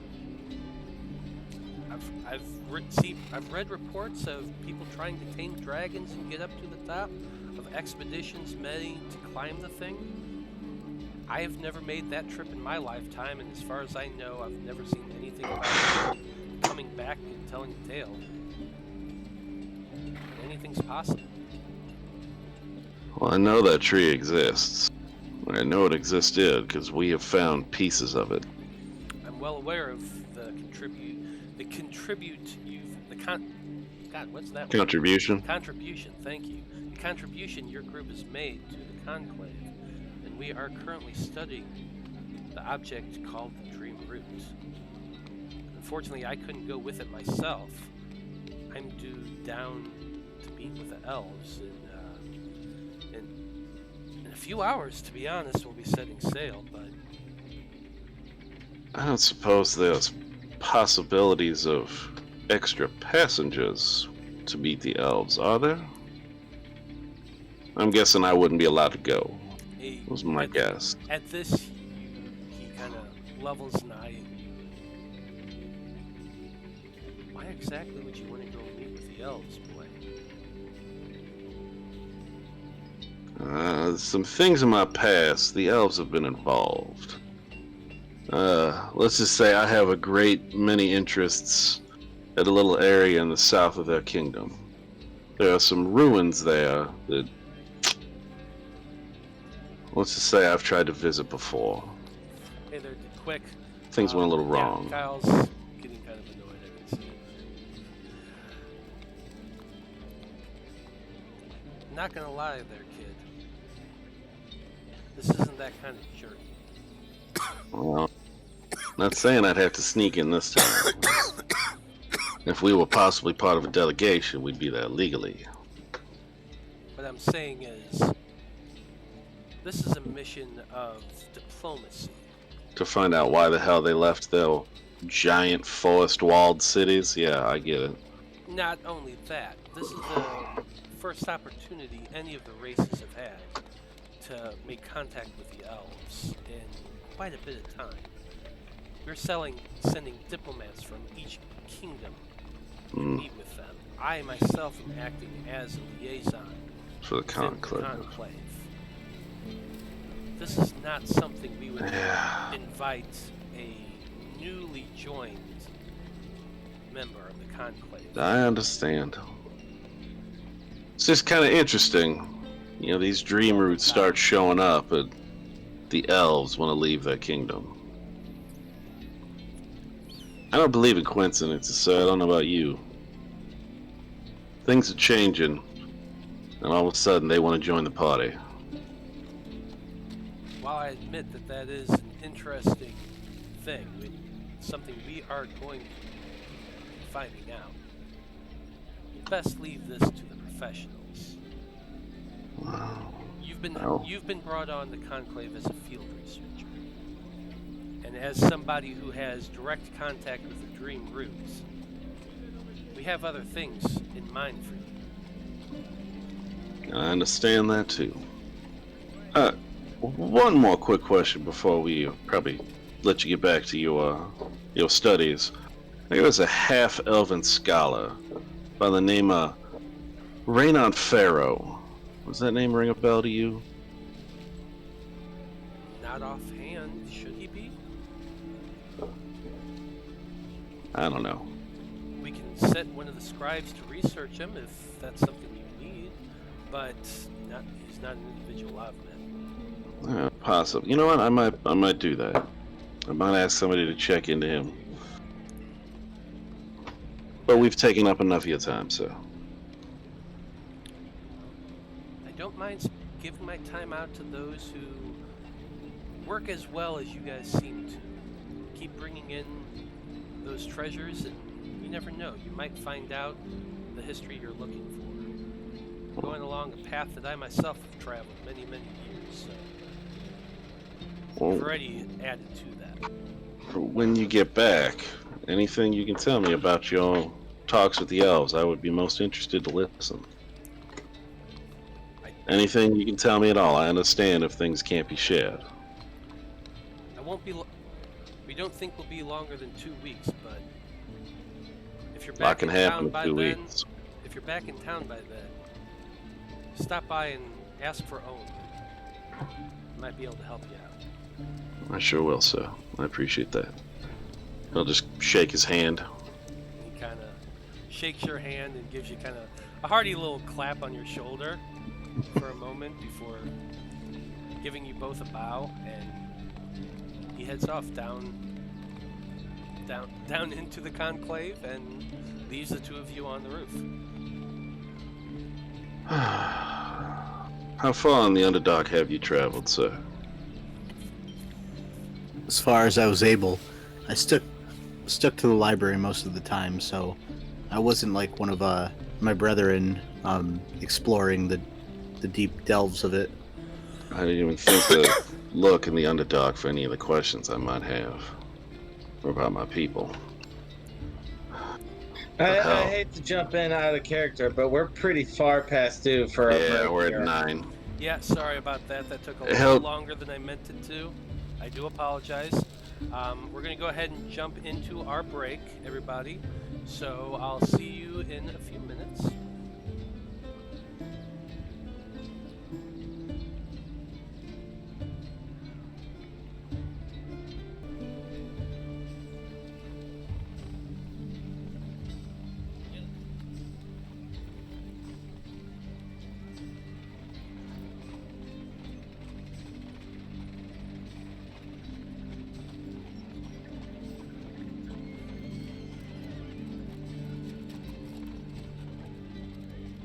He's pointing at something, and we're just looking at his finger.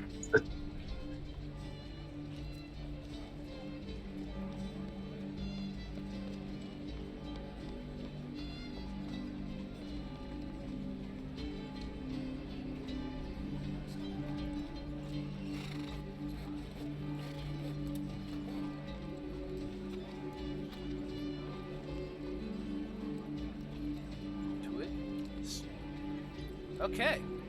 Apparently I had my mic turned off. So, we're going to go ahead and jump right back on into it.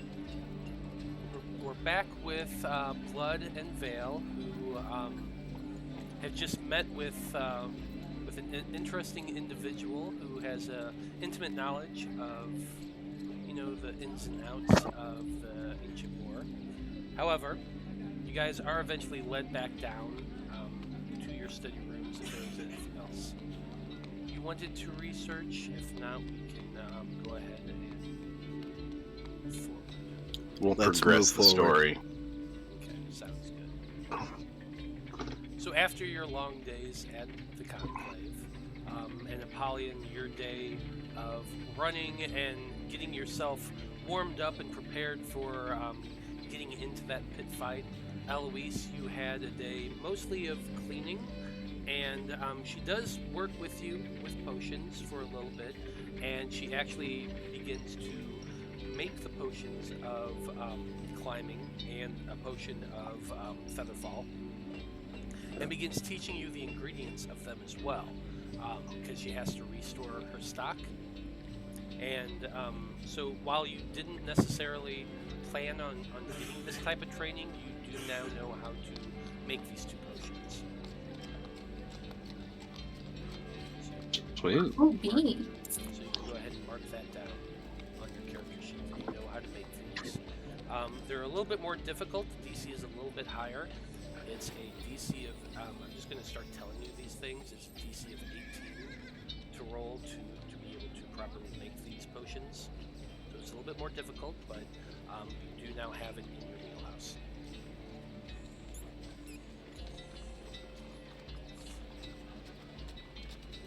Anyway, Liam, did you do anything else throughout your day?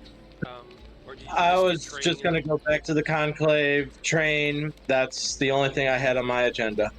Okay. You do eventually go and train in the conclave for a bit, and you do work with what was that guy's name? Master Valkyr. Master Valkyr, for most of the day, and you are starting to pick up a little bit of the techniques that these monks tend to do. They follow. You do recognize it. It is the similar path that Tomas had trained as a monk, and you are starting to recognize a little bit of these motions and a little bit of these techniques. So you are kind of getting down a little bit more of their style of fighting, as it were. Go ahead. I'm trying to think of what kind of good roll I can have you make for this. What kind of roll do you think you would make for training for a day with them? Would it be acrobatics? Would it be athletics? Would it be something else? I think acrobatics would be sufficient for a monk. Okay. So go ahead and make an acrobatics check. That's a 22, sir. Very nice. So yeah, you spend your day training with these monks, learning their different techniques. You do find out that the training that these monks do is a technique called the Way of the Shadow. They have their own bit of motions, their own certain way of moving. It's a little bit different from what you do as a drunken master. Everything out there is different from what I do. Yeah, but you are starting to get a little bit more of this training within this ability, and you feel like you're with a 22 that you're starting to pick it up quite a bit better.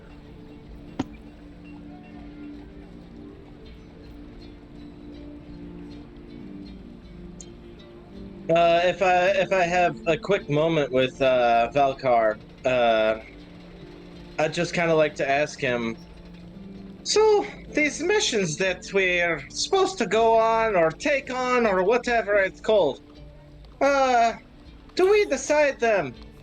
And if so, are we supposed to help others or are we supposed to just do them by ourselves? It depends on the mission and what it is that you're trying to accomplish. Most of the time, field researchers are sent out to either research certain creatures or locations, or are sent to find specific items that have been recently uncovered or located through the research of our scholars. For you guys, the last mission that you guys were sent on was a object recovery mission. You were sent to find a specific object, and the contract you were given was the type that were given to those who subcontract for us. You guys, as full members of the Conclave, you have a higher rate of pay and more access to more research sources that allow you to complete these tasks. Now, generally, when we assign these missions, we assign a group to do them. So, as several of you have joined, depending on the size of the mission, depending on the what we feel is necessary, is based on how big of a party will be sent out. Is there any chance you're aware of any missions going northern, towards Weston, or maybe past Weston? Well, heading towards Weston themselves, none that I'm currently aware of. I do know that there is a mission heading to the north in search of a sunken ship for one of the objects that you guys previously recovered. In fact, I believe it was you all who gave us the information of the sunken ship. So you're saying there's another route out there that you're aware of? From what I'm hearing, there's quite a few of them. The researchers upstairs are beginning to accumulate data and accumulate legends about things resembling these routes. From what I hear, they're planning on sending out missions to find each one. Well, I'll admit, you've piqued my interest. I'll talk with my friends. I'm not sure what their plans are, but that sounds rather interesting to me. Good luck out there, kid. No doubt you guys can spend most of your day training and drinking and having a good time, but eventually you guys do all meet up back at the inn for your evening's meal and talks of what you guys want to do for the evening.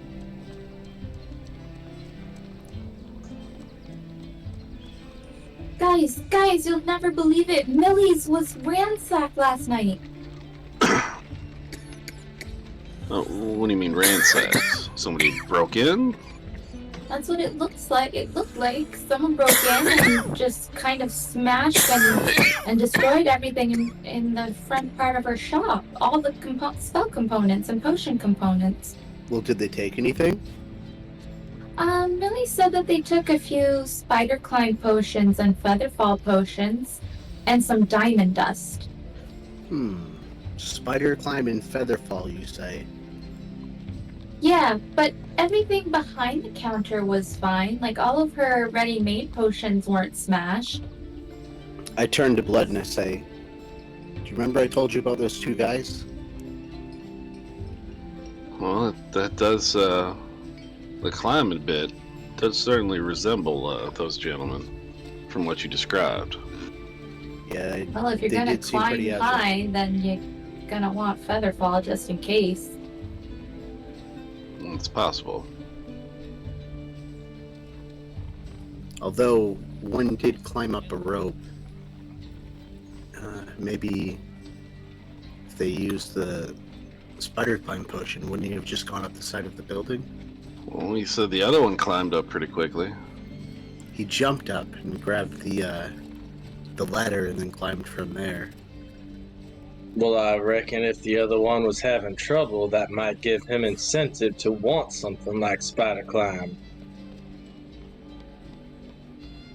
The timing's off though, so I don't think they would have gone back from when I last saw them. Well, she said it happened around 1:30 in the morning. Yeah, that was around the time when I was heading back from the conclave. Look, you don't suppose your brother might have been involved? Well, he can certainly climb. And jump pretty high. What's this about your brother? Miss Eloise had a customer in that very shop the other day. It was a white-haired tabaxi with a scar over his left eye. I don't know that it's my brother, but that is a dead description for my brother. He sounded almost exactly the same. It was so weird.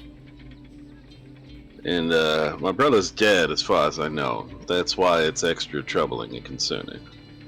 Yeah, I can understand that. But the description, especially where the scar was, yeah, we gave each other those scars. So I don't know. It's just too much of a coincidence.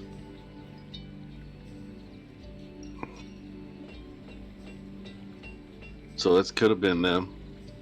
But why would they?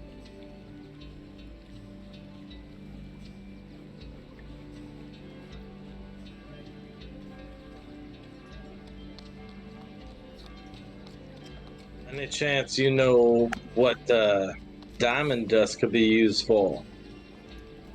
Oh, there's quite a few things diamond dust can be used for. If I just access my brain real quick via the DM, maybe I can tell you. Yep, that would probably be that Arcana check.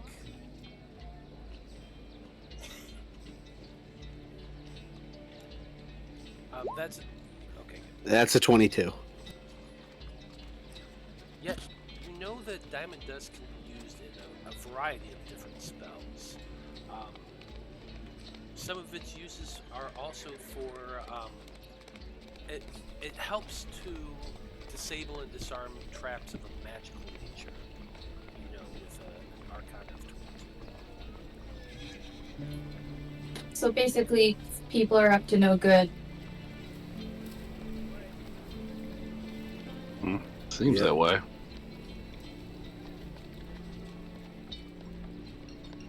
By the way, y'all, I don't know how interested you are in tracking down more of these routes that have caused us so much trouble, but there's word of location of another one up north. How far north? A decent distance. I didn't get an exact location, just a general direction.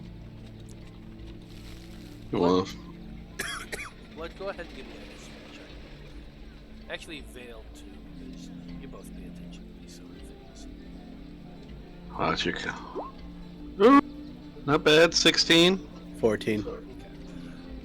Blood, you do recall that within the documents that you guys took from Grovagar, one of the reports was about the route being put into the ship's manifest of a ship sailing from a northern port whose name is escaping me right now, so I will look it up in a second. But this ship sailed north from the northern port over to Hyrulean and disappeared along the way. All he really mentioned was something about a sunken ship. I don't know too much about going underwater for something like that, but it doesn't sound fun to me. Squall's End is the name of the ship. I found it in the Dream Route notes. Yeah, we talked to an interesting gentleman ourselves. And the town was Port Suliard that he left from. It was Port Suliard, and it was heading to Squall's End. Yeah, I had an interesting conversation. Actually, Vale was there too. With a gentleman about the Dreamer Tree and Age of Dreaming, and unfortunately, most of it is legend. So they don't have a whole lot of concrete information on it, and they're not sure what these dream routes might actually be. Yeah. However, Ohm did seem to know his stuff, though. Ohm's alive? I mean, Ohm's alive? What? Yeah, Ohm. He You- was you the guy telling us. You can't get that excited and then all of a sudden shut down. So who is Ohm to you? Well,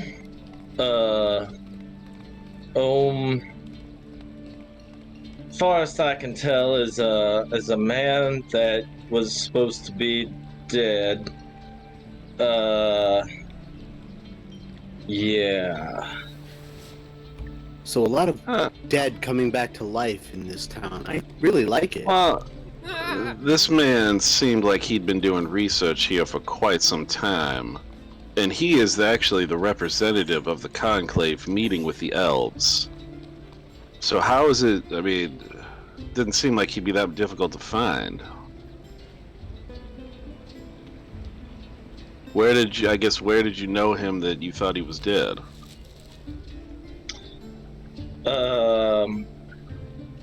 My master may have mentioned in passing that he thought he was dead now, but apparently not. Yeah, I'm gonna have to, since you insight checked me last time, I'm gonna have to throw one up on you, because it just seems like you're very cagey. Right after you excitedly said, Ohm's alive! Hopefully it's not a shit roll. Oh, it's a 24? 24 insight. Liam, how you feeling right now, buddy?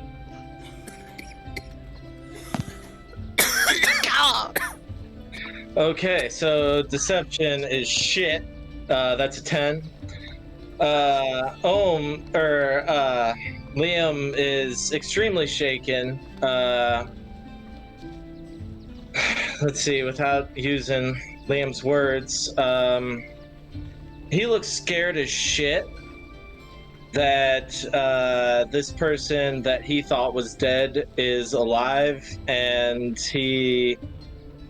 he's not really sure he wants to meet this person, but at the same time is super excited to meet this person. So very confused, conflicted feelings coming from Liam right now. So your master knew this Ohm, huh? Were they friends? Were they family?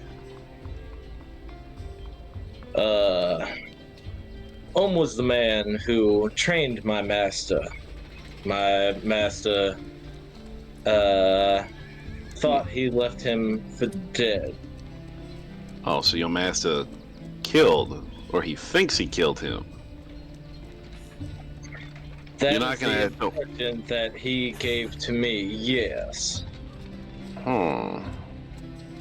Yeah, he's a squat, just teeny tiny little man. Looks like a stiff breeze might blow him over, but he did hint of a past of quite a bit of adventuring and research trips himself.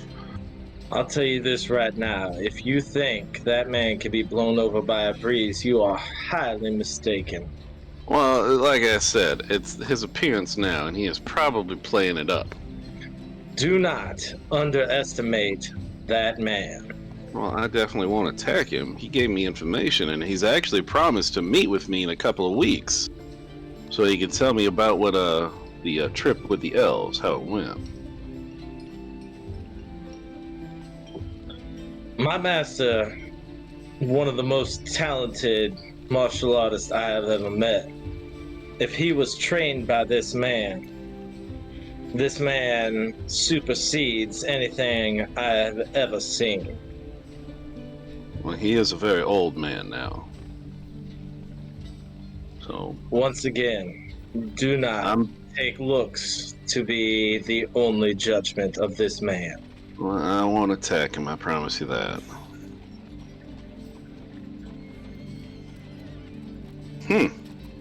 Well, it seems that everybody is having strange and exciting visitors lately.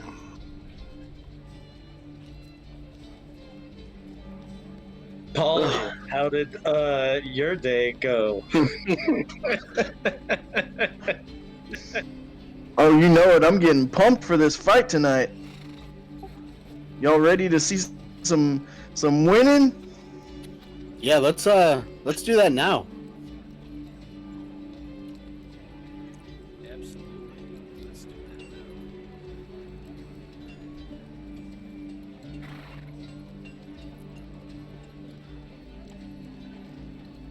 And so, the group of you resigning yourselves to head out and find these pit fighting arena that you've heard so much about, begin asking around, and it does not take you long at all to find a really slovenly looking inn called the Smiling Donkey in what's clearly one of the poorer sections of the city of Port Flint.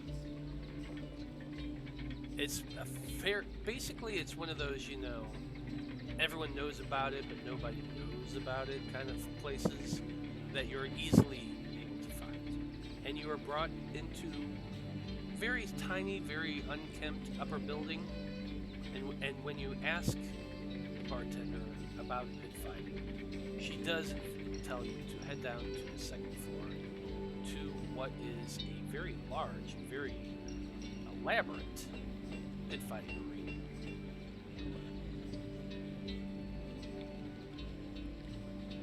Straight to the bar. Just going to move things along for you guys. And if you inquire up at the bar, drinks are aplenty, and they're cheap at a few silver each. And if you want to enter the pit fighting arena, you can see two brawlers right now, two very large, beefy dwarves, slamming against each other with their big, meaty fists, just going back and forth, blood splattering everywhere. This is Fight Club right here, ladies and gentlemen. And you guys can absolutely join in if you wish. So you go up to the bar, order yourselves a few drinks, and what would you like to do? So you Eloise is actually gonna stay behind. She's gonna stay at the nave and kind of pull up in her room. not her scene? Okay? Not tonight.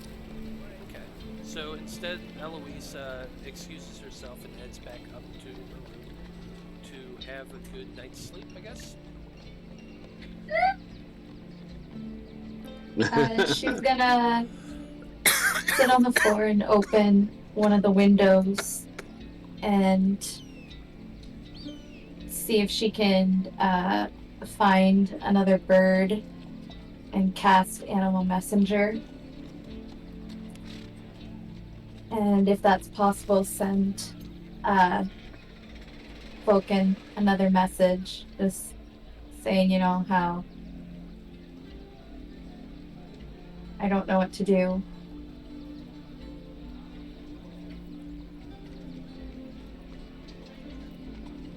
Okay. And yeah. And then she's gonna take her components and cast Fae Familiar. Ooh. Yeah. Just out of curiosity, did she ever get a response to the last message she sent to her master? Unfortunately, it's not a two-way message. She sent a message out there. She doesn't know if it got delivered or not. He can't send anything back unless he were to cast a similar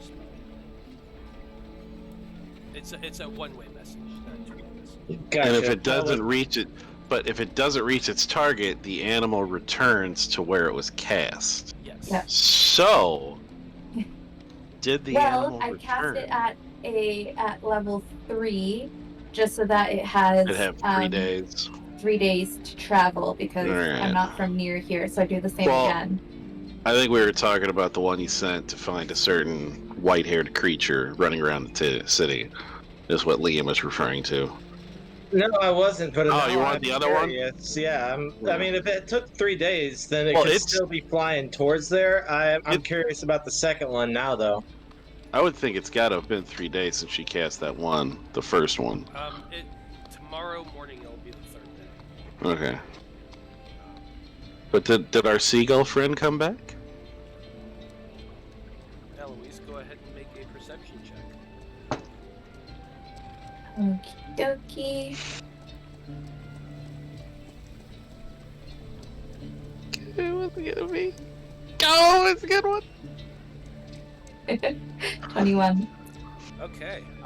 With the 21, you gaze out your window after casting your second message spell with Animal Messenger. You look down to that same barrel of fish that you had found the seagull, and you do see one of similar look and nature that you're pretty sure it is the same bird, pecking away once again at the barrel. It doesn't mean anything. Darn it. So it did return to its place of origin. God damn it. So as the windows open for Eloise, I just want to say that Jareth pops in to kind of keep her company, and also if there's anything she needs to relay or an emergency, he'd be able to do that. Well, she's got the sending stone, so I assume Jareth just sneezes on her. No, not on her. Okay. So, I'll cast Speak with Animals real quick before I do my Find Familiar ritual, and to talk to the seagull on the barrel, to just be like, It should be fun. "Hey, were you able to find that white cat guy?" the seagull looks up at you. Deliver your message! Did you? In a loud seagull voice. You did? Yeah, gave it! Flew away! That's amazing! Thank you so much! Gonna eat Best seagull voice ever. Mine. now. Yep. Gilbert Godfrey is the seagull. Anyway, yeah, he did deliver the spell, or deliver the message to his target. I hope they didn't ransack the shop because he sent the message. Not eventually, hopefully. Anyway, so yeah, I will start casting Find Familiar. Anyway, so yeah, you can go ahead and cast Find Familiar. While you're doing that, I figure we probably have enough time to do one battle if you guys want to do a one-on-one battle. Who is up first in the fighting? Apollyon. Oh Been training all yeah, day. the Golden Boy. What is he? Yeah, blood ain't getting in there. Okay. So, Blood, you go find a little place to hunker down. Apollyon,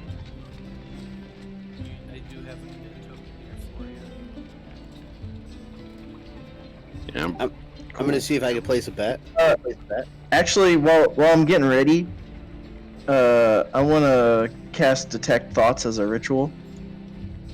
Okay, so before, as you're getting ready, you sit down and begin casting the ritual to detect thoughts. Okay, I dig it. Go ahead and throw that up.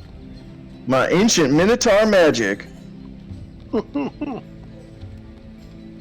So for your action on each turn until the spell ends, you can focus your mind on any one creature that you can see within 30 feet. If the creature you choose has an intelligence of 3 or lower that doesn't speak, isn't affected, you learn surface thoughts of the creature, what is most on its mind in the moment. As an action, you can either shift your attention to another creature or probe deeper.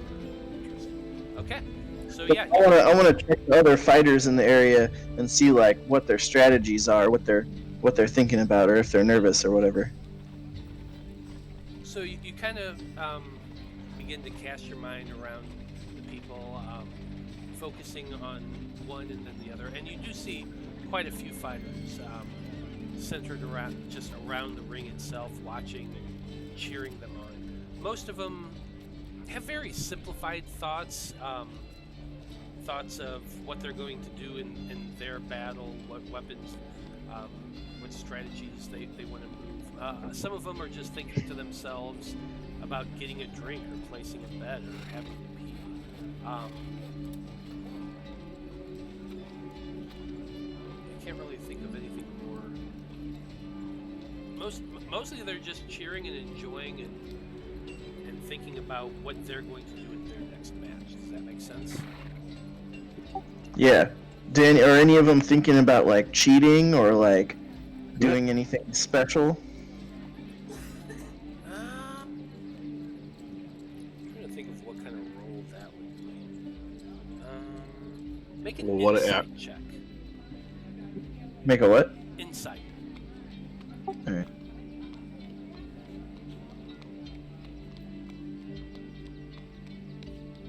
I would say, like, with that spell, it looks like he just kind of decides to go deeper, and they have to make a wisdom save. It's only a range of 30 feet, so it's not everybody in the bar. Well, and do you really want me to sit here and roll for you? No, God, fuck no. No. You wouldn't have to take up too much time. This is easier. From what you can tell, no. All of them just seem either focused on the match they're currently watching, or whether or not they're going to win the bet, or just general strategy of okay, who am I going to be coming up against next? Who am I going to have to fight next? That sort of thing. Way to All get right. that 5 out of the way. I've sussed out the competition. I'm gonna go place a large wager on myself. And wagering is absolutely an option. There is a bookie there behind the bar who will take bets. If you say you want to fight, there are several types of fighting you can do. You can either do hand-to-hand combat, or you can do weapon-on-weapon. There is a no-kill policy in here, and there are clerics on hand in case somebody goes a little too far. But this is a no-kill match, so you are expected to pull your last hit too. Is this like Hell in a Cell or tables, ladders, and chairs? This is one-on-one inside a ring. Do what you can to fight. Don't kill anybody outside the ring, and don't purposefully kill each other. You got it, boss. But you can either do fist on fist and just that. You can do full-on melee, or you can do full-on melee and spells.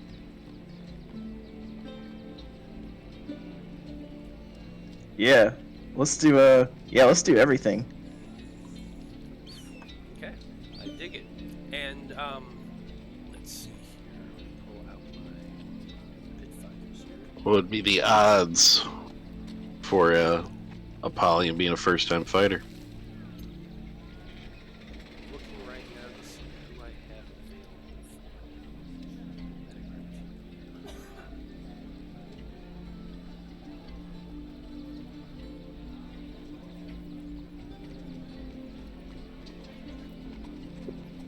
I want to place 1,000 silver bet.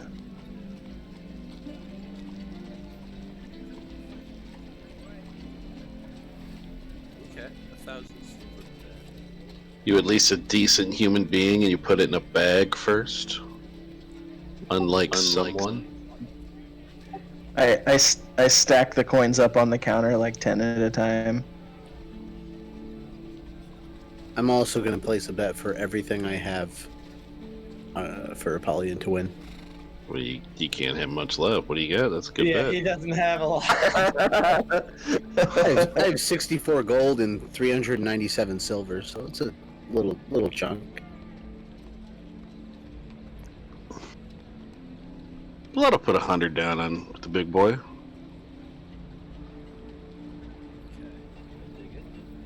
Yeah, you know what? That's what I'll do. I'll convert the silver to gold right now to get and I'll bet 100 gold.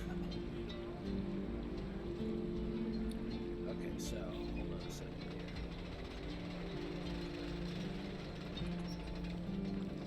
here. So Veil for putting down 100 gold on Apollyon. Blood, how much did you say you're putting it down? 100 gold.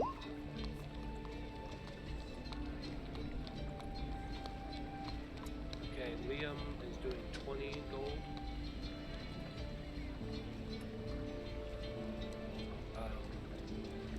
Apollyon, how much did you say you're putting down on yourself? Yeah. 1,000 silver, which is the same as 100 gold, but I just have a ton of silver. Okay, that's fine.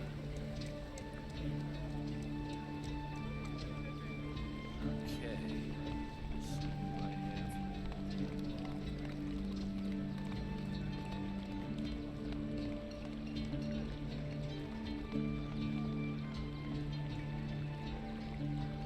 And we got some big spenders here. The champ is here. Better bring it. Don't worry. The longer Matt takes, the more he's bringing it. What are the odds? The odds are going to be for you guys a 4-1 against Apollyon. So if you guys, Ooh, you're going to quadruple. this bookie's gonna be like sleeping on the street after this.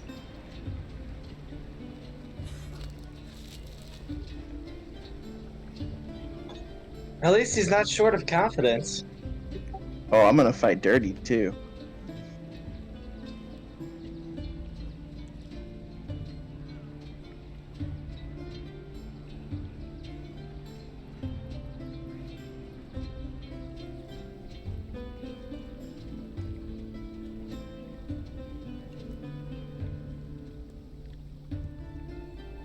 That'll leave me with 6 silver if I lose. Damn. Sorry, 7 silver. I love it.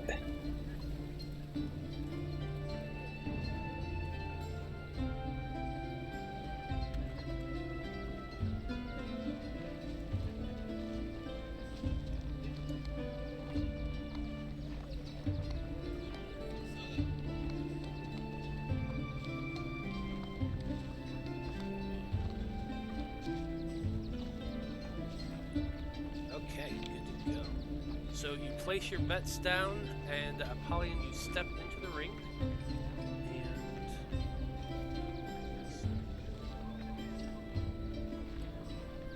And in the ring opposite you walks a very tall, beefy-looking dwarf with gray hair and a thick beard tied into a big ponytail in the front. He hefts a, what does he have?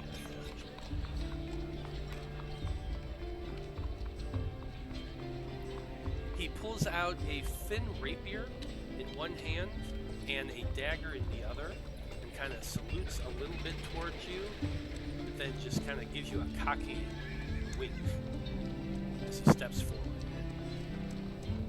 As you're watching, you especially, Blood, would recognize just the way this man stances. He's a bit of a fencer. I might lean in and tell Apollyon something like that before he's gonna end up propping up in the corner with his back. There's no entrances or exits there, and he is watching those stairs, and he's gonna kind of start watching the other patrons. Just think of Strider in the corner of the Prancing Pony when they first meet the hobbits. That's what Blood's doing after he lets Apollyon know. I was like, this guy. Oh shit! As he gets up, I was like, this guy, he's gonna be quick on his feet. You're gonna have to be ready for him. While we're getting our intro music and we're coming down the stage and everything, I'm also gonna drink a potion of haste. Is that allowed? Are you doing this stealthily, or are you actually just doing it full public? No, all right, I'll try to be stealthy. Oh, this could be bad. You may roll stealth. Sleight of hand, maybe. Yeah. Roll a sleight of hand for me. Do you want my gloves? Okay, I'm gonna say that as everyone's cheering and you're kind of pumping everyone up, you grab a potion out of your pocket, drain it really quick, holding it in your fist, and try to slide it back into your pocket real quick. Cool. I was almost gonna do like a Stone Cold Steve Austin and spray it on the crowd, but I guess that would waste some of it. So let's not do that. Yeah, probably. That'd have been kind of cool though. So do I still have a beer from the bar? I'll allow you to spray a little bit out of it. Yeah. Finish it absolutely. Smash it down into the ground. And everyone's just kind of like, "What the fuck is this?" But you just rage for a little bit, and you have this haste potion. We gotta get some fight music for 1 minute. Yes, I do. So let me pull that up real quick. Oh. You had such a great initiative, and then he drops that shit on you. I know, right? It's like at level 7, I get advantage on initiative rolls. I was about to say before you did that, I was like, you want my gloves? To give you a plus 15 to slide 8? Or another plus 5? Mine's plus 15. But you didn't get enough one. Yeah, that's insane. The gloves aren't attunement? Nope. Nice. I know, that's why they're I say, fucking... my rogue character in another game, I have like plus 11 to a couple things, but I don't have anything that's plus 15. Well, the plus 5 is from the gloves, so it's 10 plus the 5. I shouldn't complain though. I have one magic item that like just makes the game fucking stupid, and the DM always hates me when I remind him that I have it. Okay, so let's go ahead and jump right into this. One battle before the game, before we end things tonight. It is the dwarf's turn. So what is he gonna do? These squares are a little fuckery on here. Yeah. That's fine. I just zoomed in. It's better.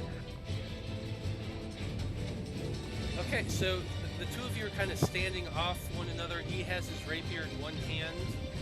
He raises his other hand, and you see him begin to just his fingers move about a little bit, and he begins to produce fire out from his hand, which he then throws at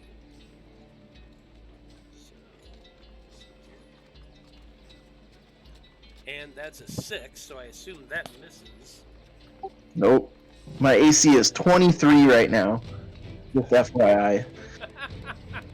Oh, I forgot. That gives you a plus 2. Yes, it does. So he shoots this ball of flame out with you. Just easily dance to one side with the quickness of your haste spell, or haste potion that you drank. And he just kind of sits there and chuckles and says, "Okay, you're faster on your feet than I thought you would be. Let's see what you got." Alright, and with the roar, I say, "Get some, baby!" And I'll go into a rage. And I have my shield and my scimitar of speed. So I'm gonna run up to him and attack twice with the scimitar.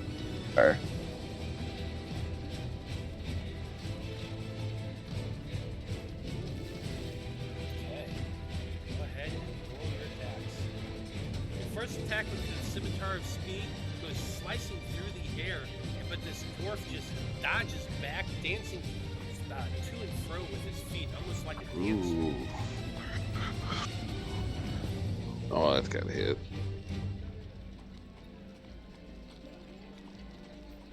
24, yes. Your second attack coming around, it does slice into this dwarf. 12 points of damage. Nope. Plus 4. Plus 16. 16 total. Alright, and I have haste, so I have one more action, so I'm going to attack it a third time. And the 20 just hits. You manage to get a third slice in. Another 16 another damage. 16 points of damage. Fuck. Quicken speed. Just run up and slice twice. 1, 2, 3. First one barely missing, but 2 more, and you have cut deeply into this dwarf's belly and into his chest. A little bit of his beard has been cut away and falls to the ground, and you're able to just sweep out with your scimitar and catch a little bit on the tip of your scimitar. I bring it up to my face and blow the little hairs off. We're like, check out this beard! And I like stroke my beard in front of him. I say that in Dwarvish also. Okay.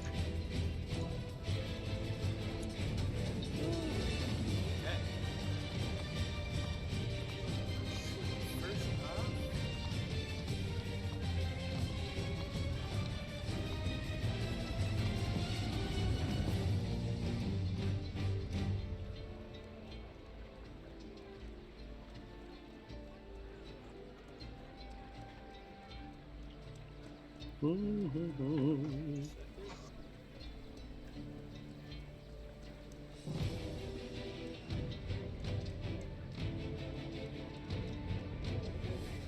okay, so the first thing this guy is going to do is he clutches his chest with his offhand, mutters to himself a little bit, and you see a little bit of green energy come flowing out from his hand as he casts healing word on himself.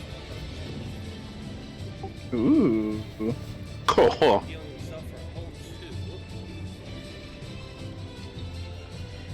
2. Yeah, that ain't helping.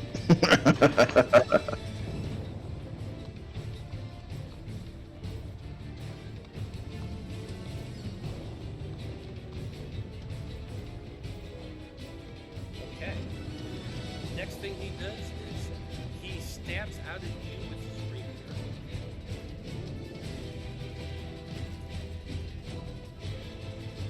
That's a 27 hit. Oof, that hits. So 11 points of damage rounded down. So 5. Ooh. Then after stabbing you, he steps back away from you and begins to circle around. You try to swing back at him as a reaction, but you find yourself unable to do so. He has used his... Is that the mobile feat? that's his fancy footwork. Fancy footwork. Oh shit. Oh, He's a swashbuckler. swashbuckler. That is his... He moves back a little bit away Yeah. from you and then takes a defensive stance there. That is his turn. Alright. Well, we're gonna charge on in again. Up to him. Phil yells, and, "Gore!" Apollyon's got no, I would, but my weapons do more damage. Alright, I thought it was like a bonus thing. Bonus action if I take the dash action. Oh yeah, stick with the weapons. I say, reckless! I will attack recklessly. Oh, against a rogue.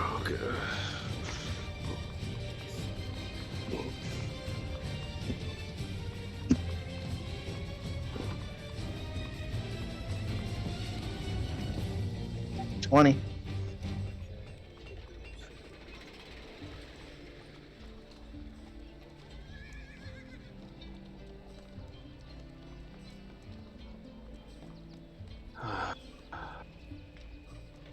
I would be remiss if I didn't mention a swashbuckler rogue does get sneak attack if there's no one around. Sweet. That's if he can hit me. Yeah, but He we're all already hit around. you. No, within 5 feet, swashbuckler rogues. If there's no one within 5 feet, they automatically get sneak attack.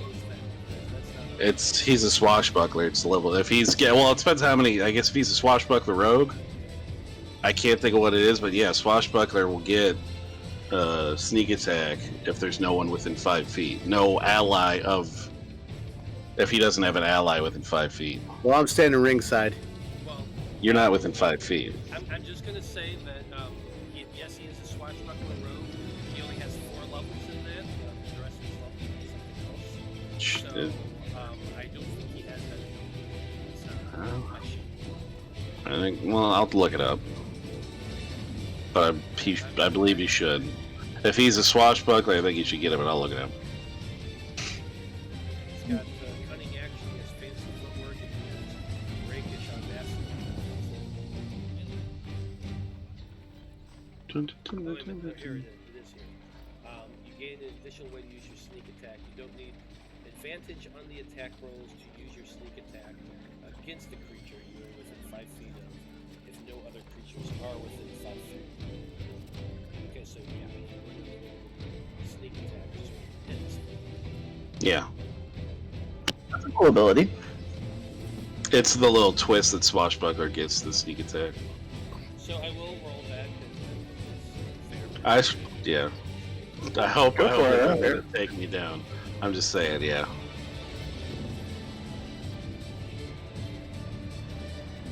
What's it gonna be like? 1 or 2d6? 2d. I think it's 2d6 level 4. So the damage here isn't going to count. We're just counting the sneak attacks. So 4 damage on sneak attack. 4 damage. Yeah, he gets that at 3rd level. That's fucking cool. Okay, cool. Did my 20 attack hit him? Yep. So that's it. And yes, your 20 does.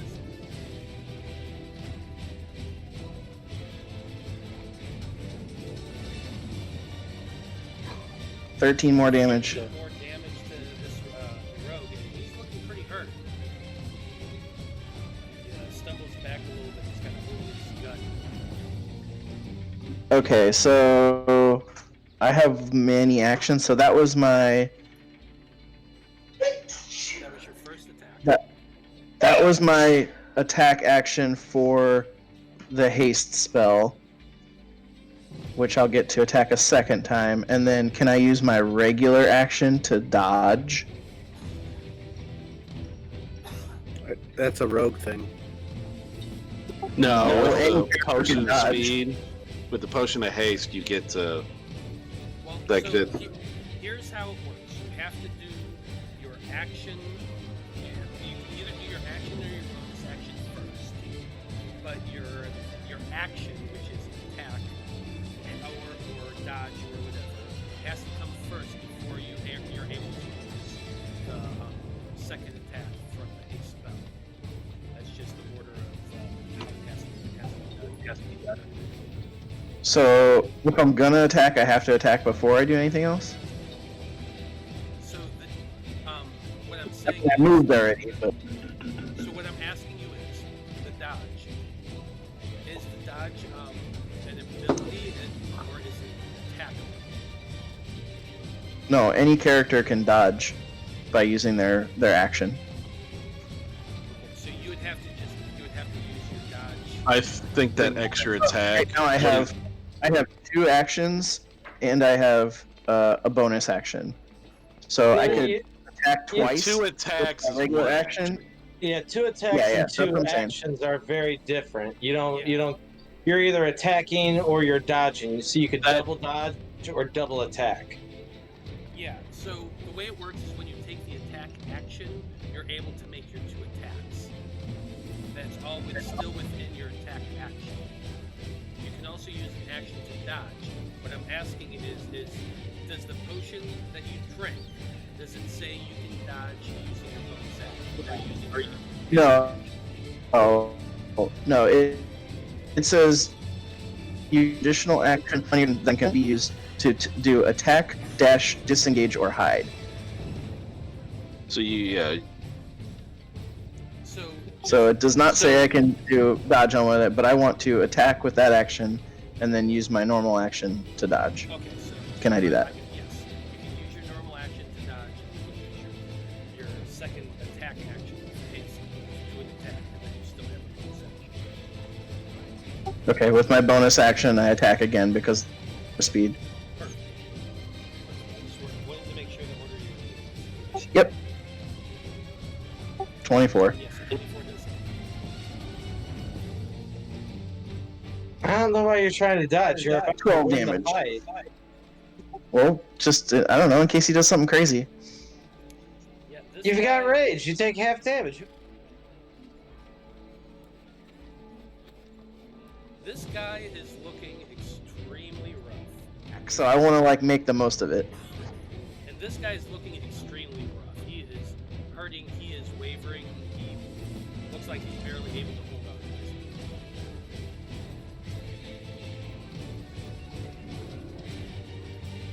Are you making your bonus action attack? That was it, I did it. Okay. So that's it for your turn? Yep, and then I dodge, so his attacks have disadvantage. But your reckless attack gives him advantage, so it cancels out. So he'd roll regular. Oh shit, I forgot about that. Yeah, you're right. Whoops. However, this guy's at 1 hit point, and he's barely wobbling and holding on. And in this moment, he's going to hold his hands out and say, I yield. Because he honestly has no way to really reach him. Vale's standing there, and he's saying, "Sweep the leg." So that's what he did on his action. On his turn, he put his weapon down, held his hand out, and said, I yield. Alright, and I put my scimitar, like, right, hold it right up against him, and say, an honorable battle! And then I sheath my weapon. Honestly, super waste of a haste potion. And Oh, No way, yeah. man. We all made money. the moment you're done and you sheath your weapon, the entire room just erupts in a triumphant cheers, and they're chanting your name, Apollyon, Apollyon, Apollyon, and you can see a rather irritated-looking bookie sitting there at the bar. I threw prestidigitation, and I just has 1 and 1 in the air, like in sparkles.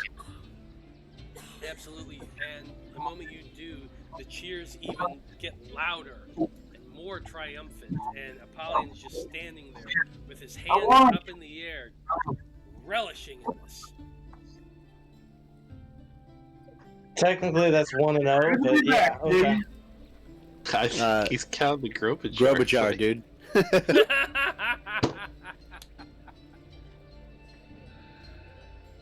Oh shit. So, each of you, let's see, Vale, you have earned 400 gold, Bloody 400 gold, Apollyon 400 gold, Liam 80 gold. And Yeah. and I bet 30 silver as well, so that'd be 120 silver. There you go. Woo! Alright, y'all, I'm back in the ring. I say, hey, good job, Apollyon. Do this anytime, I'll bet on you. Right. And yeah, that was a little overkill, but I wanted to make sure I didn't lose after the upset against Groby Bear. Indeed you did. Well, to be fair, you're like 3 levels higher now, and yeah, it was super overkill. That was one-sided the whole way.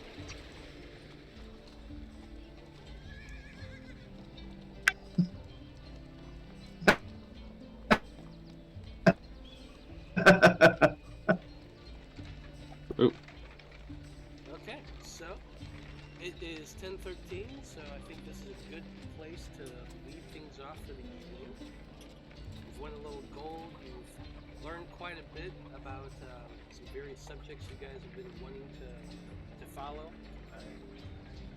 You have some leads about some potential jobs or some other things you might pursue. So, as you guys are coming towards the last of your downtime, start thinking about what you want to do, what you want to pursue, where you want to go from here. And we will pick things up in 1 week.